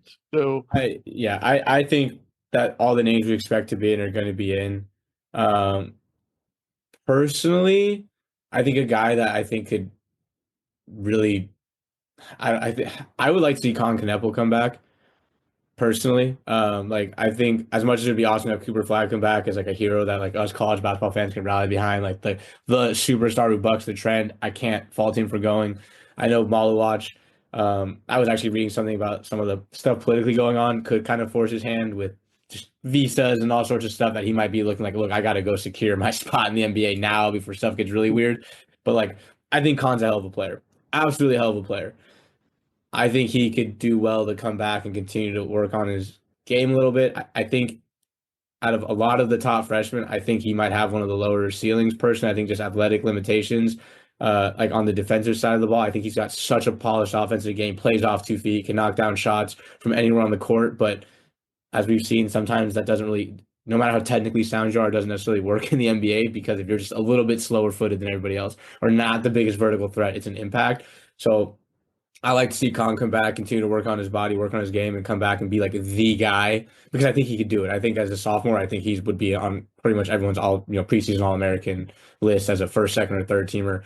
I can't blame him for going. He's being projected as a top 10 guy. I think the lowest I've seen him go is 8. So I can't fault Yeah, him. I don't know if I agree with that. I agree. I don't think he's a top 10 pick. I just have questions Yeah, athletically that yeah. I just don't, and that's stuff that might never get answered. I mean, To me, it's for top 10, you want somebody who's a star. To me, he's going to be a role player. a role player. Like, who he kind of gives me the same vibes of, and I think he's better. I think he's more versatile, but I get kind of Caravan-esque vibes where it's like we know he can play. And at one point, people were talking about Caravan, like he's the star. But this was the year where like, all right, go be that guy. And I said in the preseason, I go for UConn to have any chance of repeating, he has to be an All-American. He wasn't even close. And so I don't think Con would have a fall off like that. But that archetype of player where really fundamentally sound, crafty, can shoot the ball, can do kind of everything you want in a basketball court, but has those raw athletic limitations, can struggle. So I'd like to see him maybe come back. But again, if he's hearing top 10, I can also see a reality where he's like, I don't think I can get any higher because everything I do, I do. I don't know if I can get faster, get longer, jump higher kind of thing. So I don't know. I think Colin would be like he'd be one of those guys, like if he was like a 4-year college dude, we'd be talking about him as like an all-timer. I think like if he just stuck around at Duke, he'd be an all-time like Dookie legend. Not gonna happen, but I don't know. I don't know if I feel he's the NBA guy that everyone's hyping him up to be. I agree. I agree. So moving on to our next topic, the coaching carousel is kind of slowed down to a halt. So Joey, as we look over what's transpired since the regular season ended, what are some of your thoughts on the most interesting or exciting moves? Some of the hirings and firings that have you scratching your head? Yeah. Yeah, I mean, we've covered some of this a good bit, so I won't beat the dead horse. Like, I'm not going to do my Kevin Willard rant again because we already did that. But I mean, I think my two favorite moves still. I love Richard Pitino to Xavier. I think they've made really interesting. They've made some interesting moves. I've noticed they've kind of gotten some of my like much lower on the radar mid-major guys. They got Gabriel Pizzato and they got All Right, which might be one of the best names in college basketball. Two guys at much lower schools, but in a bigger system with a good coach, I think they could really shine, and I think that could be a really interesting system. Also, I think Will Wade to NC State's a great move. I'm not really sure. NC State, they were favorites initially to get Jaron Pierre, which I thought would have been awesome to see him play for Will Wade. Don't think they're going to get him, but he's a great coach. What he's done with McNeese State was fantastic, and I'm sure he'll be able to build off that. And I also really like the Jai Lucas move for Miami. They've not great the last 2 years, clearly headed in a different direction. And I always like the idea of not just taking the next guy on the coaching carousel, kind of taking someone from the ground up and then kind of trying to build up a dynasty. I feel like that makes them more likely to not jump at the next move when you're the one kind of taking a chance on them from day one. And then two more moves, I think, just from a fun aspect, I didn't realize had happened. Sacramento State getting Mike Bibby. I think that was a really fun one. I think this could be. I always like seeing the NBA guys kind of get into the coaching because they have such an easy path towards becoming the better coach of a big program. Because you're going to have all these D2 guys or whatever. Oh, I didn't get to the big programs. Let me go play for NBA legend Mike Bibby. And then all of a sudden he is a powerhouse. And then you have solid D1 programs that are offering him, kind of like we saw with Theon, just on a little bit of a smaller scale. So I think that could be a really interesting one. And then the other one, is college basketball or March Madness legend Ali Farouk taking over Colorado State now that Medved went to Minnesota, which is another move I like. I think that one's really funny because it seems like not many people are talking about it. I feel like March Madness is going to roll around next year, and it's going to cut to Colorado State being the 13th seed and Ali Farouk on the sideline, and everyone's just going to like lose their minds, be like, "Wait, no way!" Because I feel like people haven't really tracked that move yet. But I feel like what a fun story it would be. I feel like I don't think Colorado State's going to be all that good now that Medved's leaving. A lot of their talent's leaving. Evans at UNC. Nick Clifford, I think, is off to the draft. But what a fun story it would be if Ali Fruknesh makes a run with Colorado State in the tourney. Josh, what are your thoughts on what's transpired in the coaching carousel? One dude that Joey mentioned, I think the Mike Bibby hire was very cool. I wouldn't say it's got the same.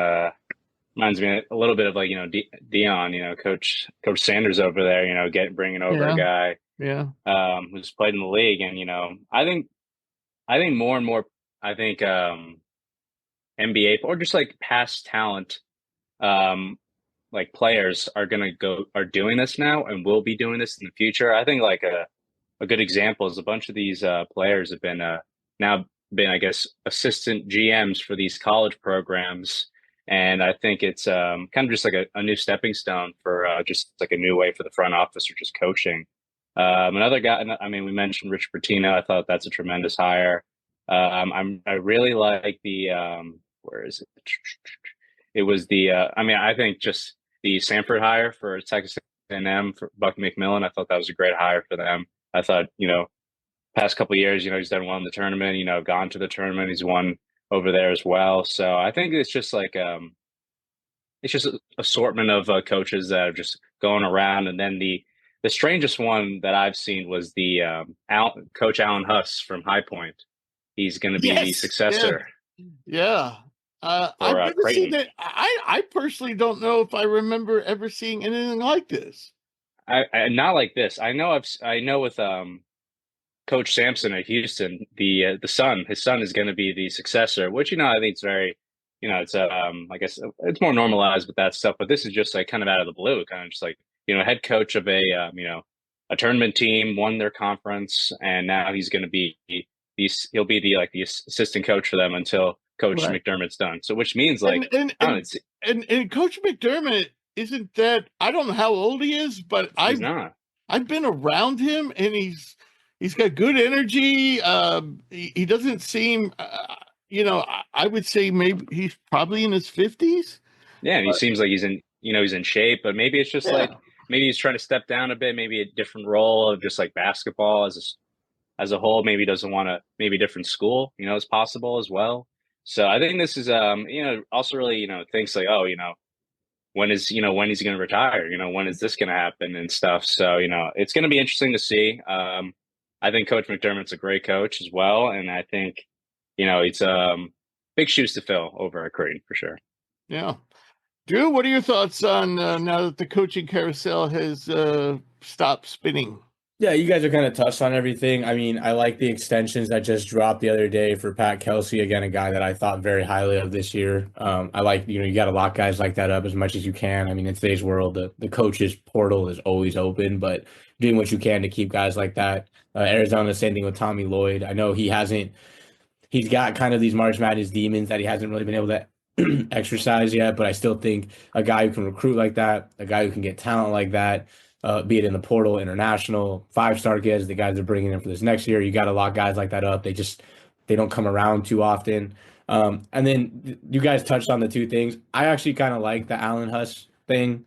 It is kind of weird, but I don't know what Coach McDermott's headspace is at. But I think locking up a guy that was on that staff for a while, so there's a relationship there, a guy who kind of, the Creighton way, a guy that can be trusted, I think is kind of a smart move. Again, just in today's landscape of just coaches and, getting fired out of nowhere, getting jobs that they maybe are underqualified for, like getting a guy that you're like, hey, he knows our system, he knows how coach wants to be, he's been successful as a head coach, 2 years, now we're going to get him in. I mean, I could see this being like a 4-year transition plan. Like, you're going to be here and I'm going to give you the reins to basically be the associate head coach and try to have a seamless transition. I do think there's something to be said about that, because I think when you have these big programs that are so dominant, when you have, programs like a Gonzaga going, what happens when Mark Few's gone? When you have that built in, and they have a plan, I'm sure, but like you have it built in, I think that can help to a smooth transition.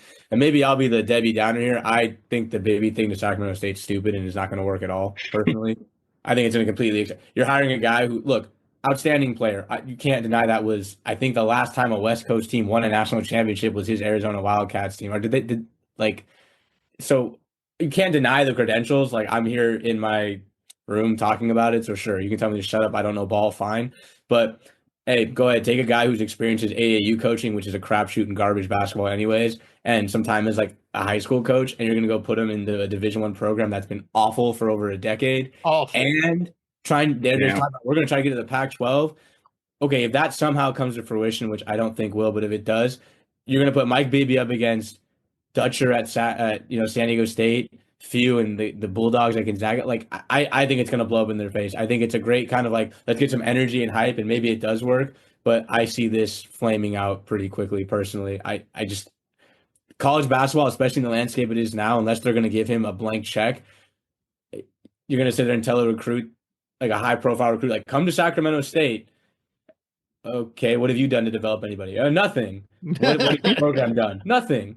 Okay, well, UNC's calling, so I'm going to go there. If I want to be on the West and play out here, I've got Dutcher, I've got Few, I've got Bennett, I've got Cronin. Like, why am I going to come here? So I think it's a cute story. I think it's going to be fun, but I think it's going to, personally, I think it's going to fail, and I think it might fail kind of miserably, to be honest. Yeah, yeah. I think this is a gimmick to try to draw money into the program, to also to draw recruits. But like you say, with no track record, yeah, I just don't know. But see, the thing with Deion Sanders was, I mean, he was like bigger than life, or is bigger than life. He's a legend. Like that is a legend. He's a giant of the game. Like So half these kids probably don't know who Mike Bibby is. Right. So if this was like Larry Bird or Magic Johnson or Michael Jordan or something like that, then I think we could compare it to Deion Sanders. But I don't think you can compare Mike Bibby to Deion Sanders. I mean, I get the thought, and I think that's what they're trying to do. But yeah, I don't. Mike Bibby is not a household name, But how about Sacramento State? No, he went to Arizona. Oh. But how about like a Penny Hardaway at Memphis, who I don't think he's the best coach, but I feel like he's able to recruit top talent year after year. Yeah, but Penny he's a legend. Yeah. First of all, Penny Hardaway was 10 times the player Mike Bibby was. Yeah. Number two, he went to a program that has been good ever since I can remember. And so he had that.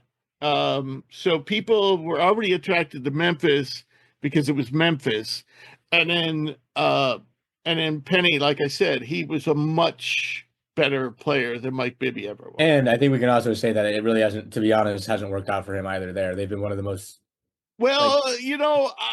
I think they've been disappointing. This year, if they don't lose, their point guard, going into the tournament, they could have won 2 or 3 games. I think he finally figured it out.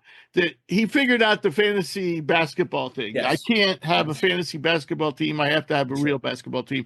I think Penny figured that out this year. I don't know if he won Coach of the Year in that conference, but I think he should have received, consideration. I think he finally got it right. So yeah, for sure. Go ahead. I'd like to reiterate my point, though. I'm not saying Mike Bibby will succeed in a big program. I'm just saying I think he's going to scoop up all the top D2 talent and then maybe get a D1 job and then maybe just be disappointing. Yeah. But I think he might get there is all I'm saying. He might. But I mean, you both make a good point.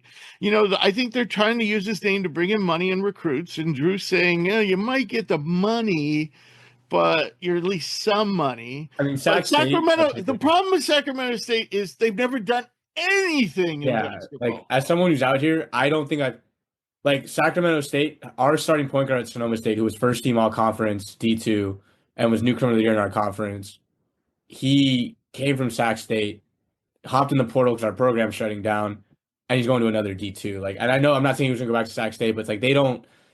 I just, having been from here, I can't remember the last time I've ever said Sacramento State and good in the same sentence. We've never talked about Sacramento State on this show ever. It's just like it's to me, and if they're trying to go all these go to the pack, I'm like, I think they're just putting the cart before the horse. If they're willing to give him as much time as it takes to figure out, then I could see it working of its trial and error. But like, if they somehow get into the pack, and if the pack gets desperate because they need more schools, like they technically don't even count as a conference yet, and they will take Sac State. I don't know in today's landscape if you could be out there trotting out teams that are getting the brakes beat off them and then try to sell kids on coming there. USC is having a hard time recruiting. Sure, yeah. Musselman, and we know Musselman will pull the trigger on anybody. And they are not, every guy that he has this year, just like last year.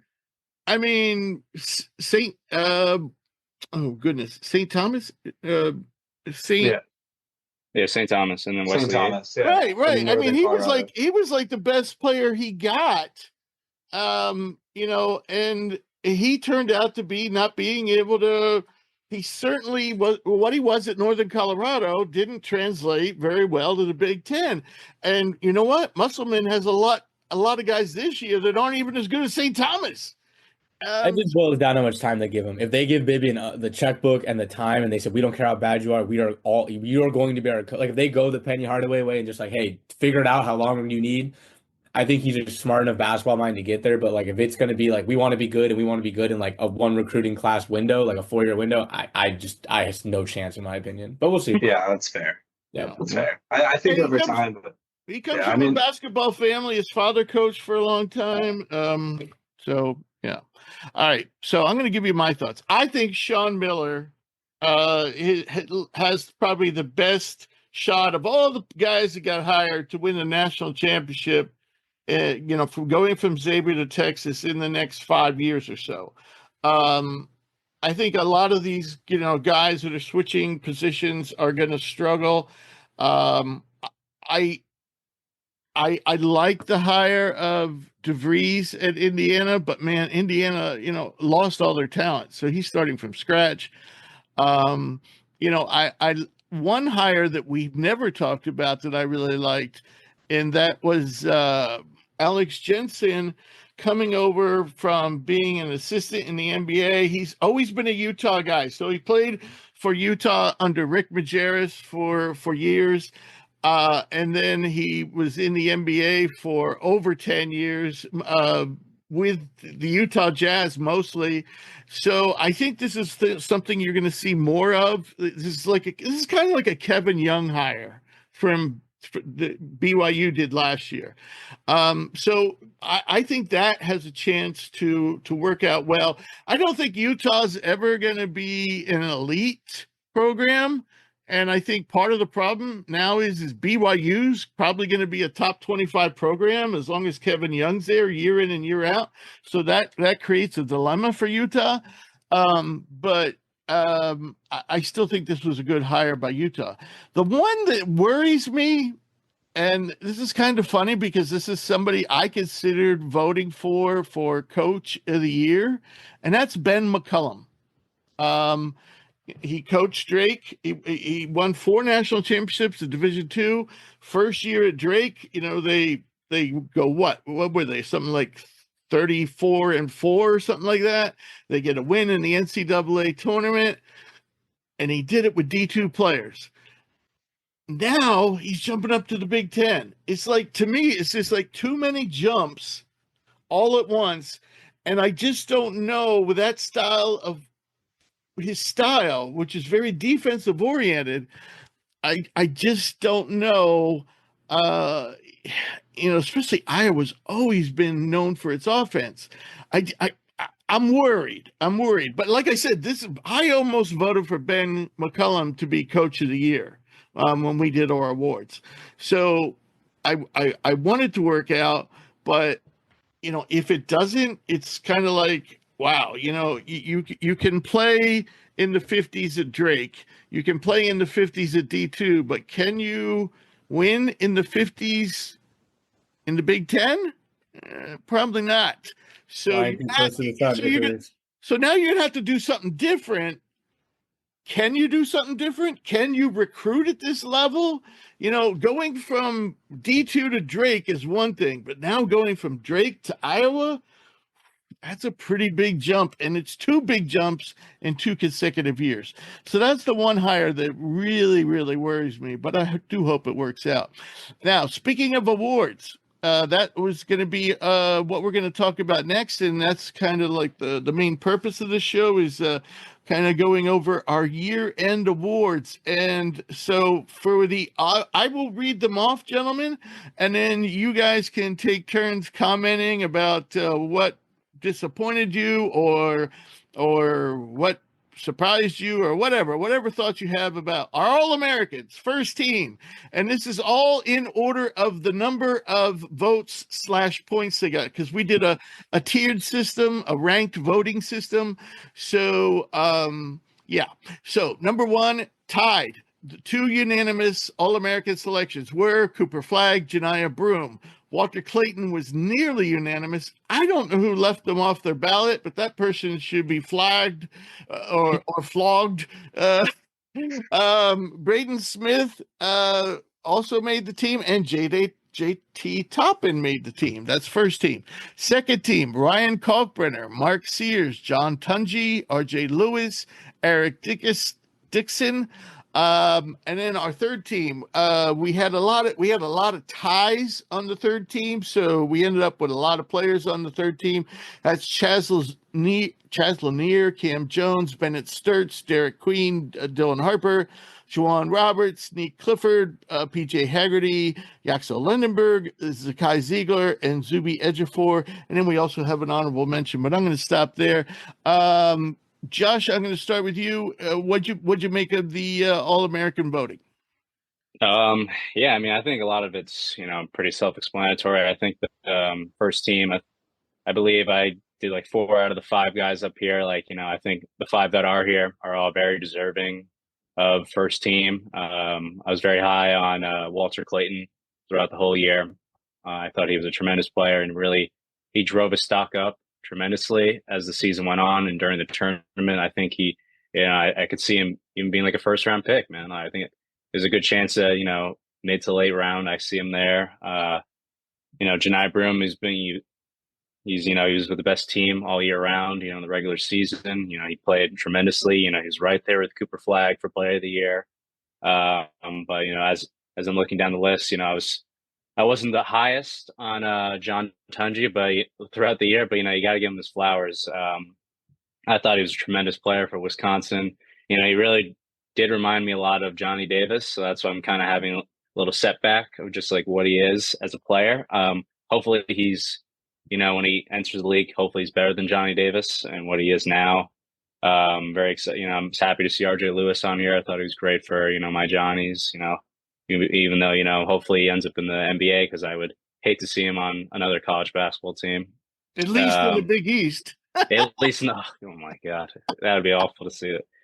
God, but I think all these guys that are on here, all very well deserving of being, top, first team, second team, and third team. And one guy that I will say that I think from the third team that I could see being the second team instead of Eric Dixon, I would say like Derek Queen. I thought he had a tremendous year for Maryland, and just throughout the tournament, he was the guy for them, and I think he solidified himself as a top 10 pick in the NBA draft. So, but overall, I thought the All-American teams were pretty on spot. Joey, who would you kick off, and who would you replace them with? For the first team? First or second team, or even third team. I personally, I'm looking at the second team. There's 3 guys on there that I would rather have 3 other guys on the second team. Yeah. Well, for first team, I voted Sears over Braden Smith, a move that I know Rich, you did not like. But I love Sears' scoring ability, his 3-point shooting, and he struggled at the beginning of the year, but I mean, man, he got hot towards the end and into the tournament. So I had him in there. That's maybe one I'd switch to. Braden Smith, phenomenal player. Also, just announced minutes before we started the show that he will be coming back to Purdue for his senior year. So Watch out for the Boilermakers next year. But I mean, Braden Smith had a phenomenal year. He did everything for that team. He upped his scoring like he needed to. He was a great passer. How many assists per game? Something like 8 or 9? I think so. Yeah, he was fantastic. As for the second team, I kind of thought we'd see RJ Lewis slip a little bit after, the blunders in March Madness. I think I might have put Chaz Lanier or Ziegler, or maybe even Bennett Sturts over him at that other guard position. So those may be some moves I would have made. Eric Dixon, I feel like I wasn't really too high on him. And I don't know a lot of other people who are like raving about him, but I feel like he's just kind of there. It's like, well, I mean, I don't know if he finished there, but he led the nation in scoring most of the oh, right. year. Oh, he's a fantastic player. I'm not trying to discredit anything he does. I just feel like in terms of media attention, I Right. feel like he gets so much less than all of these other guys, but the second team, third team, and Yeah, it was a and surprise. the honorable It was mention. a surprise to me that he was there for sure. So like even when I was looking at that list, I was like, I haven't really heard much attention about him, but so I'm not like, so for that reason, I'm not like obsessed with him, but also, I couldn't really justify taking him off.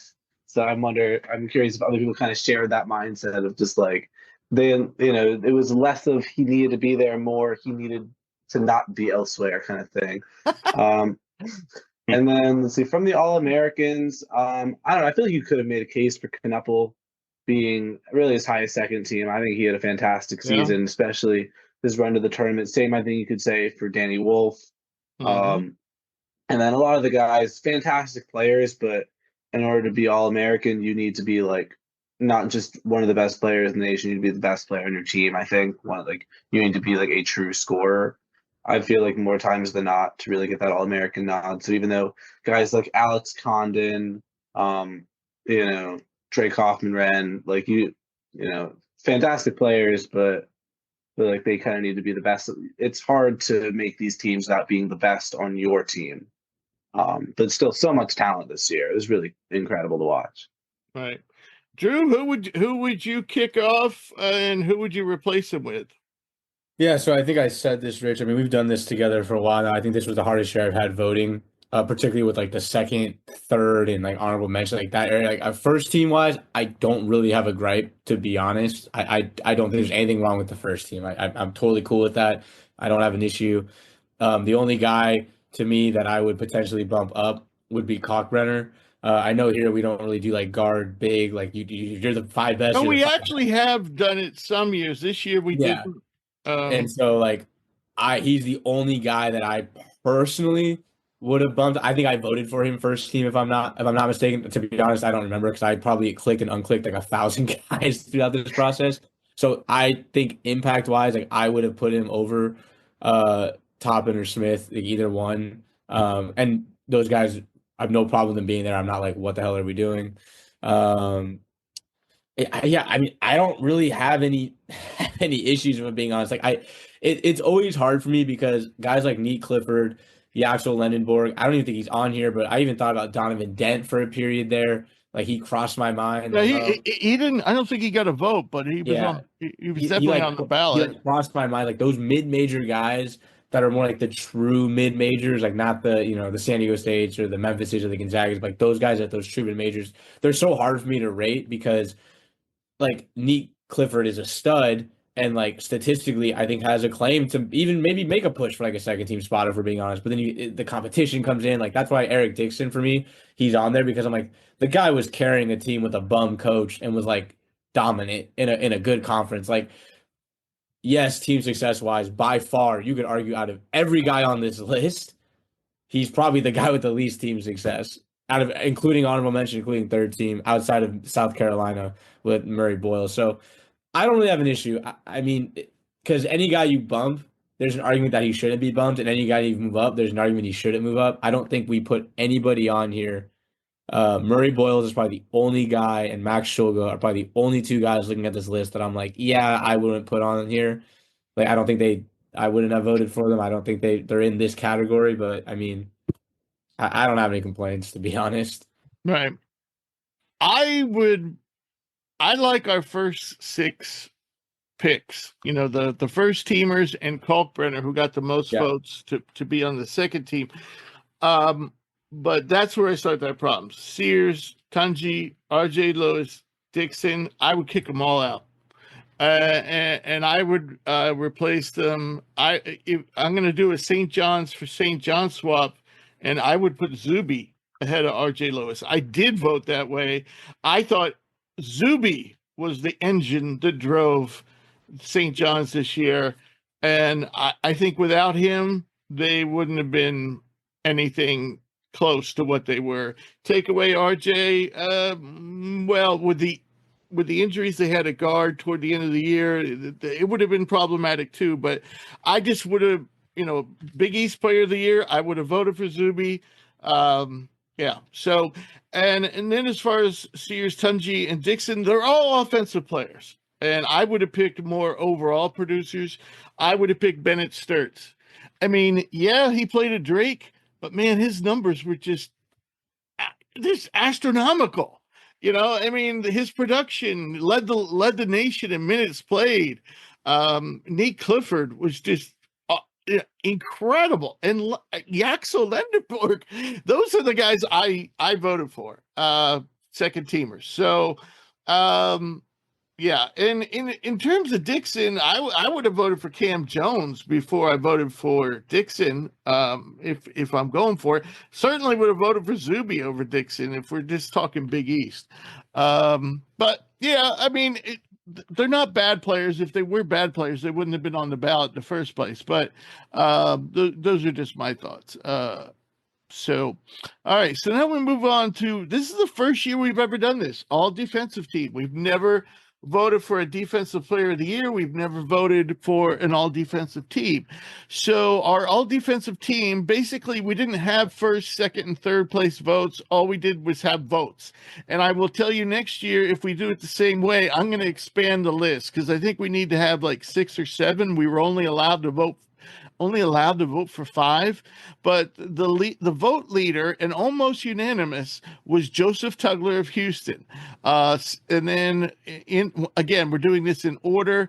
Ryan Kalkbrenner of voting points. So we have Ryan Kalkbrenner of Creighton, Zakai Ziegler of Tennessee, Kadari Richmond of St. John's, Jemai Mashak of Tennessee, Cooper Flagg of Duke, and Janiyah Broome of Auburn.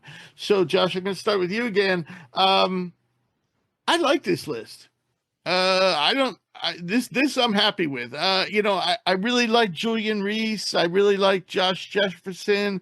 So that's what I'm saying. I think next year we're going to expand the voting a little bit so we can maybe get 10 guys on here. Yeah, I thought we did a good job. Yeah. I think all the guys that I put first team are on here. I thought all these guys are very well deserving. I was very high on Kadari Richmond. I thought he had a tremendous year defensively. I thought he went a step above than what he was at Seton Hall with Coach Pitino. I thought he's really been able to. He was like a force for these guards, and they couldn't. He's so big. His big wingspan. It's hard for them, to get by him. It also reminds me a lot of what Jemai Mashak. He had a great year as well defensively. Like those two, him and Ziegler, like it's a hard match to go up against. And like. Yeah, how about Tennessee getting 2 guys on our first? Yeah, on our all defensive team. We don't really. Yeah, and they were, I think, top 3 defensive in KenPom as well. And like these 2 were the start of it. They were the star of the show defensively. I think JoJo Tugler was, he spoke. I think he was the best defensive player in the country. I thought everything that we saw from the season to the tournament all the way up to the national championship, this dude, he breathes defense. So I thought this was great. Cooper Flagg as well. He a couple votes there. I thought had a great defensive year. Janiyah Broome. I'm very happy with this first team list. So, Joey, what do you think of the defensive team? Yeah, I mean, I think we did a pretty good job this year. I'm trying to remember exactly who my 5th was. I had Tugler, Ziegler, and Mashak, who both got a lot of votes for that first team. I had Ace Baldwin on the second team, and I'm a little bummed about him because I feel like I think you could make a case for him to be first team. I think he just has the curse of being on Penn State because everyone on the first team is on a really good team. Everyone's on a top 2 team with the exception of Ryan Kalkbrenner, who happens to be one of the best players in the nation. And Creighton's not bad either. I think everybody on the first team made the tournament. Yes, exactly. I think Ace Baldwin is as good a defender as those guys. He just, because Penn State kind of sucks, he doesn't really get the attention or claim. 2 years in a row, Big Ten Defensive Player of the Year. Exactly. And I saw he won it again. And I was like, he's got to get a vote. And I don't remember who exactly my fifth vote was for, but I really agree with this first team. Tugler, fantastic. I think he's such a good player. Ziegler. I mean, I can't think of a better, like, I really can't think of a better point guard defender in college basketball. I mean, not just this year, just in the last maybe five. No one really springs to mind. Just, when I first saw him, I'm like, oh, here's this little short kid. Like, why is he getting all this attention? And then I saw him in the court. I'm like, this dude is an absolute menace. And then even on offense, just his ability to shoot, his ability to drive despite his height, like he just always makes the right play. Um, I feel like maybe you could have made a case for, Baldwin or Roberts from Houston. I mean, all the Houston bigs are phenomenal defensively this year and past years. Over someone like Flag, I think Flag is phenomenal defensively. Absolutely. I think he's a great defender. But I feel like the all defense list is more guys who are more defense than offense and who are like who are, who are like elite defenders. Whereas I think Flag is just very good while these other guys might be elite. But all in all, I think it's a really solid list. I do know for a fact, because I think the most interesting vote was Player of the Year. Usually, I mean, well, 1 year we bucked the trend. We went with Trace Jackson Davis over Zach Edey. That was Zach Edey's junior year. Yep. Last year there was no question who the Player of the Year was, and it was pretty much a runaway vote. This year you had two main candidates, and then Clayton, I think, kind of surged into it, during the NCAA tournament. I mean, he was clearly an All-American, but, I think he got into the discussion, could have wedged his way if everybody voted at the end of the year like we do, would have been in that discussion. But you two, we were the only two to vote for Janiah Broome. So our Player of the Year goes to Cooper Flag. But I was just kind of curious, what was your reasoning for voting for Janiah Broome? I know what who I too voted for. I think for me, the argument I think all year has been level of competition. Right. And That's exactly same for me. That has to me, it wasn't really close. And this is no knock on Cooper. Like I think I've spoken highly about the kid every single time we've been on. I voted for him for second. But to be quite honest, it wasn't actually, to me, it wasn't a very hard. I didn't think twice about it.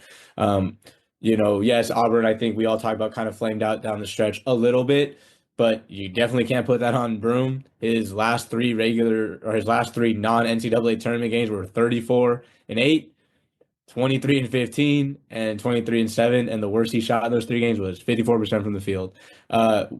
I can agree that I think the SEC getting 14 teams was a little gratuitous. Like, I don't think they needed to go all, like, let's put Georgia in over maybe a more deserving mid-major team or another conference team.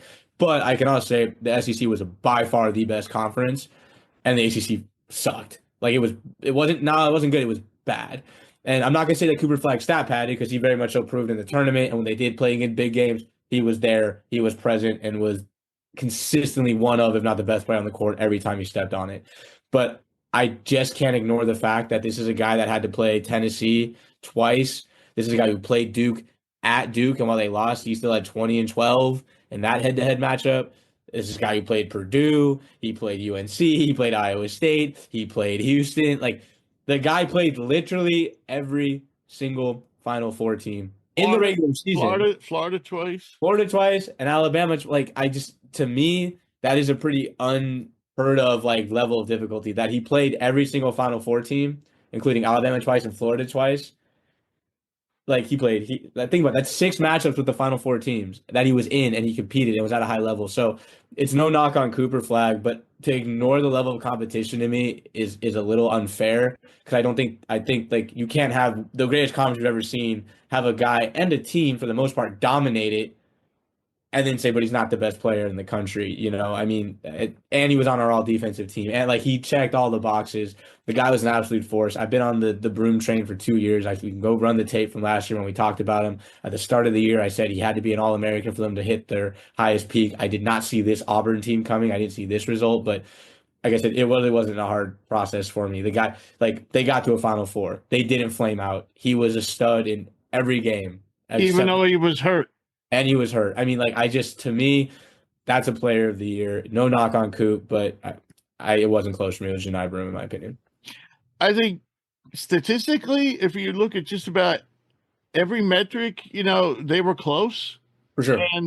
And those statistics don't take in strength of schedule. And the other, is Cooper Flagg the better player? Yes. Is he the better draft prospect? Oh, yes. Cooper Flagg's doing this at 18 years old, where Broom is almost 23. However, we're voting for who's the best player in college basketball, who had the best season. And even though the numbers are close, no matter how you want to slice them, I think Broom deserves credit for doing it against, in that SEC action, as opposed to the ACC, which was terrible. Joey, Josh, you both voted for Coop. You have a counter argument? Yeah, I think the difference. I think the reason it's hard to knock Cooper Flagg is because I totally get the argument, right? Broom averaged more points, averaged more rebounds. You could argue statistically he was the better player, but I think what really sold Flagg for me was just his ability to do everything. He wasn't a 20-point per game scorer, but to lead a star-studded team like Duke in points, rebounds, assists, steals, and blocks, like, you have to be truly special. And then also, I think it would have been one thing if he went in the tournament. Because like you said, Rich, we wait till the end of the year because March Madness matters in evaluating the best player of a season. It would have been one thing if he goes into the March Madness and he's averaging 18 a game, but he was dropping into the high 20s in that game they lost on the Final Four. I think he had 27. So I can't really find a knock to his game. He does everything at a high volume. He's able to turn it up when he needs to. We know, even though his scoring isn't as high as Broom's, we know he can score at a higher level when he needs to be. So yeah, he's just a special player. Just watching him on the court, like, it just feels like he makes the right decision in any given moment. So it was really hard to vote against. Broom had a fantastic season. It was definitely, I definitely had that little voice in my head saying, maybe it's Broom. Broom was really good too. Maybe it's the media getting to you. Maybe it's other people's opinions getting to you. But I think Coop, it was less that Broom lost it more than Coop did. I couldn't take it away from Coop. Right. I get it. Freshman of the year, there was no question. Everybody voted for the same person, and that was Cooper Flagg. By the way, getting back to player of the year, our top vote count, obviously Cooper Flagg, second Broom, third Walter Clayton, and Braden Smith also got one second place vote. So in terms of freshman of the year, like I said, runaway for Cooper Flagg, all first place votes.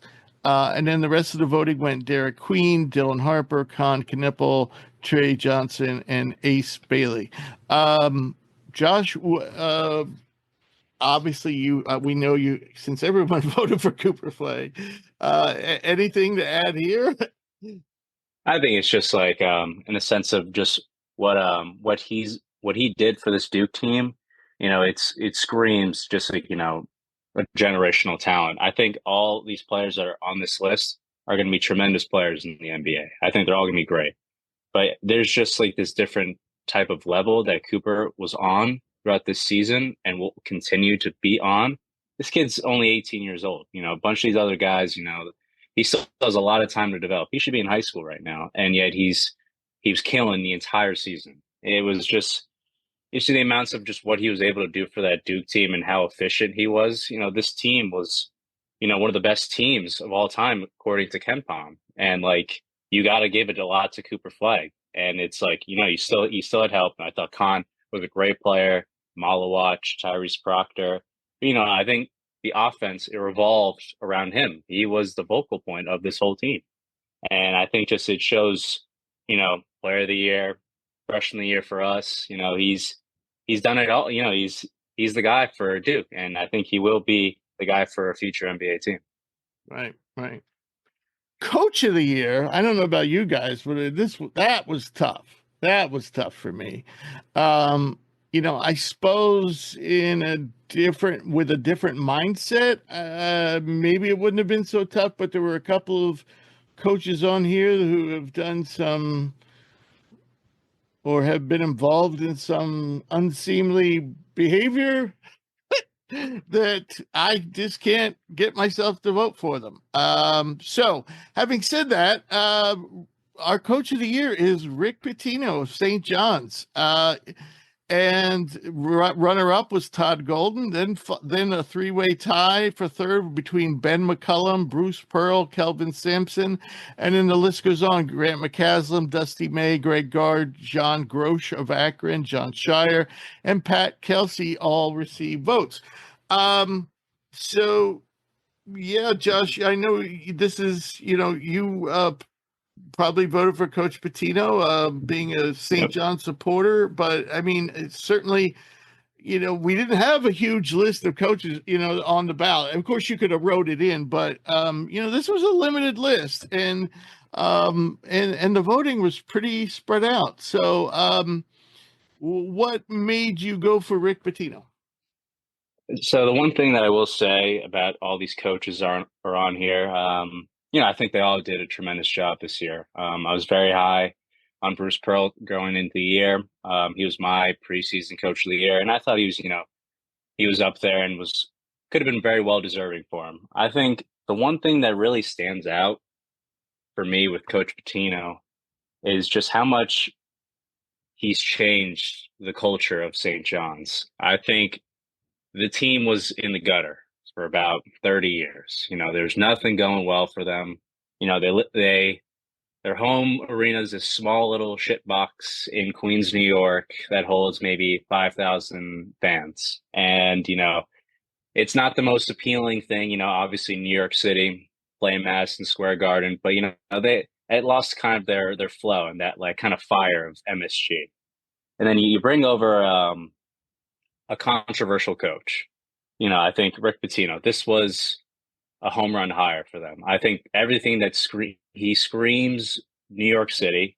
He loves the bright lights. I think, I was watching, they had a documentary online about Rick Pitino and the St. John's crew, just like how it was throughout the season and just how much, the affecting of just the New York City media had on this team. And just, it was all over the place. And just like, it almost felt like this was, there's obviously the Knicks, and then like right there, you had St. John's, it's like, it was right there. And I don't know, it's hard because like, it's a big media in New York, and, there's a lot of, critics out there, it's like, oh, is he going to do well?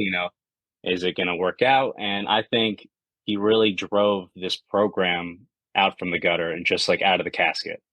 I think, he has help, I think, Mike Rapoli, he's like the big NIL donor for them. He owns like I think Vitamin Water for them. They're very cohesive together. I think he's been very helpful with Coach Pitino's vision in the future. And I'm just excited to see what this team has entailed for the next coming years. I think just as a whole, I'm very grateful for what he's done for the St. John's program. I've had just some terrible years of just watching this team. I think Chris Mullen was an awful coach, Mike Anderson. It was just awful to watch and just not really a fun time to be a St. John's fan. But, as a avid long supporter, it's cool to see it come like a bunch of New Yorkers just coming together and just rooting for the St. John's team, even though they've never been fans before. But like this is now you finally have a team to root for in college basketball. And I think it's going to be great for the future, and they're going to be selling out Madison Square Garden. All right. Joey, like I said, we got a lot of different votes. How many different guys got votes? 3, 6, 9, 11 different coaches received votes, either first or second place. What was your thoughts on the voting? Were you pleased? Or yeah, I think all in all, I mean, I think you could make a really good case for all of these coaches. I'd say it's a pretty good list. I'm not too sure about how Akron did this year, but they were tremendous. They only lost like 3 games. So then wait. No, actually, I think they lost a few more than that. They were all out of conference though. Like in conference, they were something like 19-1 or something like that. But they missed March Madness, right? No, they didn't. Oh, they didn't. Yeah, they were this year. That's right. Yeah, anyway, yeah, so all had great regular season success. I think when I look Coach of the Year, though, for me, I kind of have two criterias, which is how well do you do in the tournament, and then how much do you exceed expectations. So I think for guys like Samson and Bruce Pearl, it's really, really, really hard to win Coach of the Year unless you win March Madness because, like, I mean, they were been top seeds before, like, them being, 1 or 2 seed and getting out in the Final Four, that's kind of their expectation. So it's hard to be the Coach of the Year when you're just meeting expectations. And then I think the other part of it is March Madness success, which is really important. And I think that's why I didn't vote Patino. I didn't watch St. John's quite as much as some of these other top programs, so it's possible that their loss in the tournament swayed me maybe more than it should have. But I just have a really hard time, voting Coach of the Year for a team that lost in the round of 32 with as well as they did in the regular season, as good as they looked, as much hype as they had. So I went Todd Golden to Florida because I didn't really think much of Florida purely for on the court reasons. I didn't really think all that much about Florida going into this year, and they completely surpassed my expectations. I mean, just from the interviews, like the player, he seems like a total player coach. The players love him from what it looks like, and just I heard their interviews like we want to win for coach. Like it just seemed like just great vibes there. Solid coaching down the stretch, just from strategic standpoints. Their defense towards the end, their pressing, and all the close games they were in towards the end of the tournament. I thought he did a great job. I think maybe one more win from Texas Tech. I might have given McCaslin a vote. Same with Dusty May in Michigan. I thought he did a good job. I think those two guys, maybe Samson got my second place votes. I can't remember, but it's a really good list. And it's also tough because like a guy like McCollum and Drake, it's do we pick the mid-major team that exceeds expectations, or do we pick the really big program that has high expectations but still exceeds those? So it's kind of a slippery slope. I almost feel like there should be like a Coach of the Year and then like a Most Improved Coach of the Year, just to I feel like there are a lot of different archetypes of coach here that's hard to evaluate because if you're like the number one coach and you win the national championship, like you might be the Coach of the Year, but you might not win the award. If Ben McCullum gets Iowa into the tournament next year, he should be. He should get it on a 2-year. You know what I'm saying? Based on his 2-year production, because what he did at Drake was just phenomenal. Oh, absolutely. And yeah, it's just tricky because you have top coaches with top expectations, but they might still be the best coaches because they're great coaches. And then you have guys that are on, teams that are still good but a tier down that have really good seasons. And then you have like, you have like the Akron coach and McCollum, that really go above and beyond exceeding expectations, but don't have quite the acclaim. And it's like they had great seasons, but could you call them the Coach of the Year? So I almost feel like, and I feel the same for NBA, because I feel like in NBA, it doesn't go to the best Coach of the Year; it goes to the most improved coach. Or else we would see like Popovich have 5 Coach of the Year awards. I feel like, or Kerr have a few.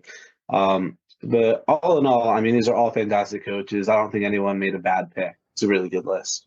Right. And, I would have agreed with the Todd Golden pick, but as I said via text, I had a problem voting for a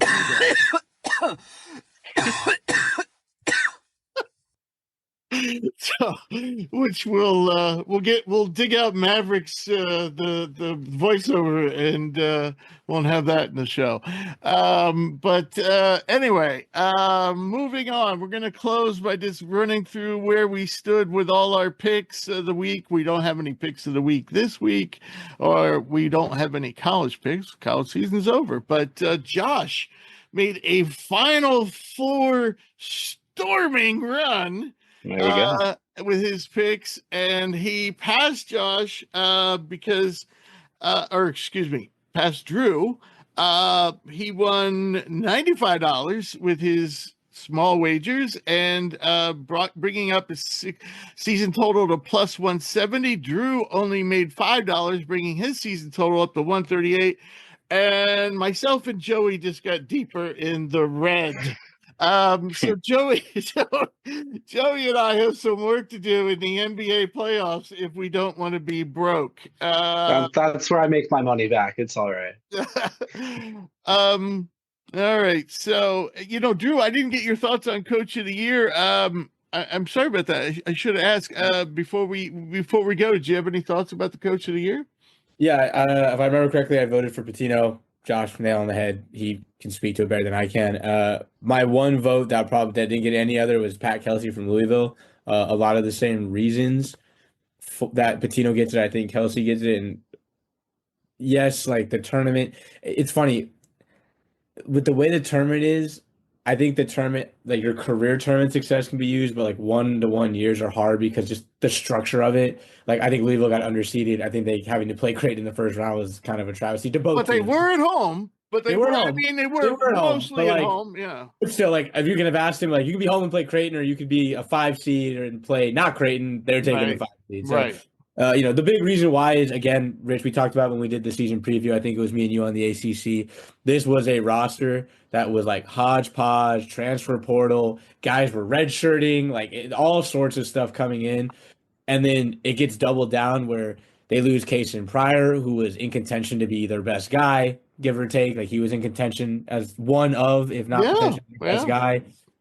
Corin Johnson goes down. He played 2 games, maybe 3. Right. He goes down. And theoretically, they probably on paper going into the season, beside Chucky Hepburn, were probably 2 of their 3 best players on paper. Sure. Exactly. And then they lost Traore, only got to 25 games before he went. So they had 3 guys, 2 of which were in contention to be their 2 best players, 2 of their top 5 for sure, go down, and they still were competitive. They still were in those rankings all year long. They still got to the tournament.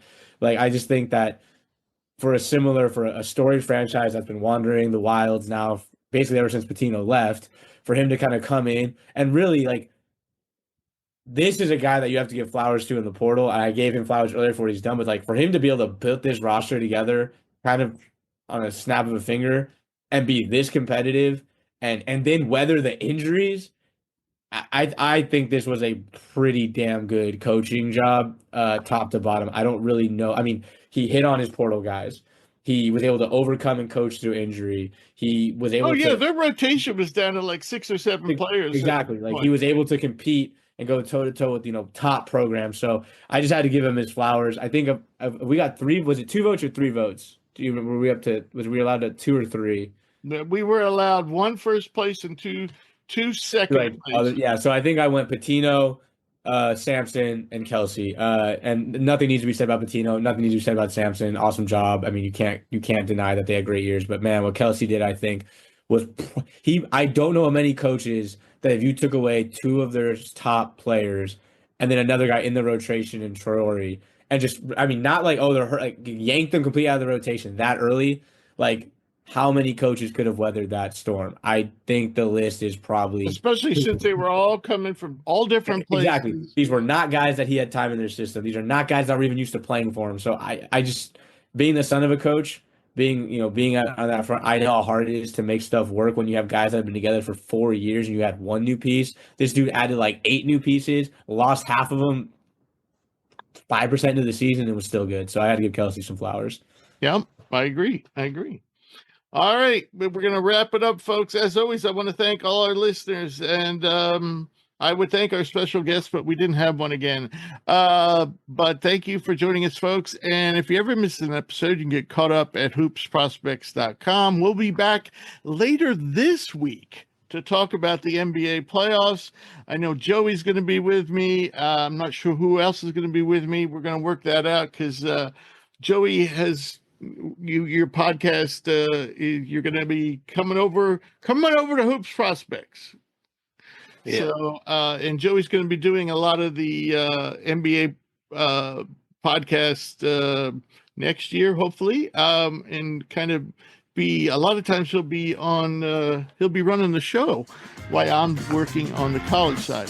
So, yeah, all right, good job, guys.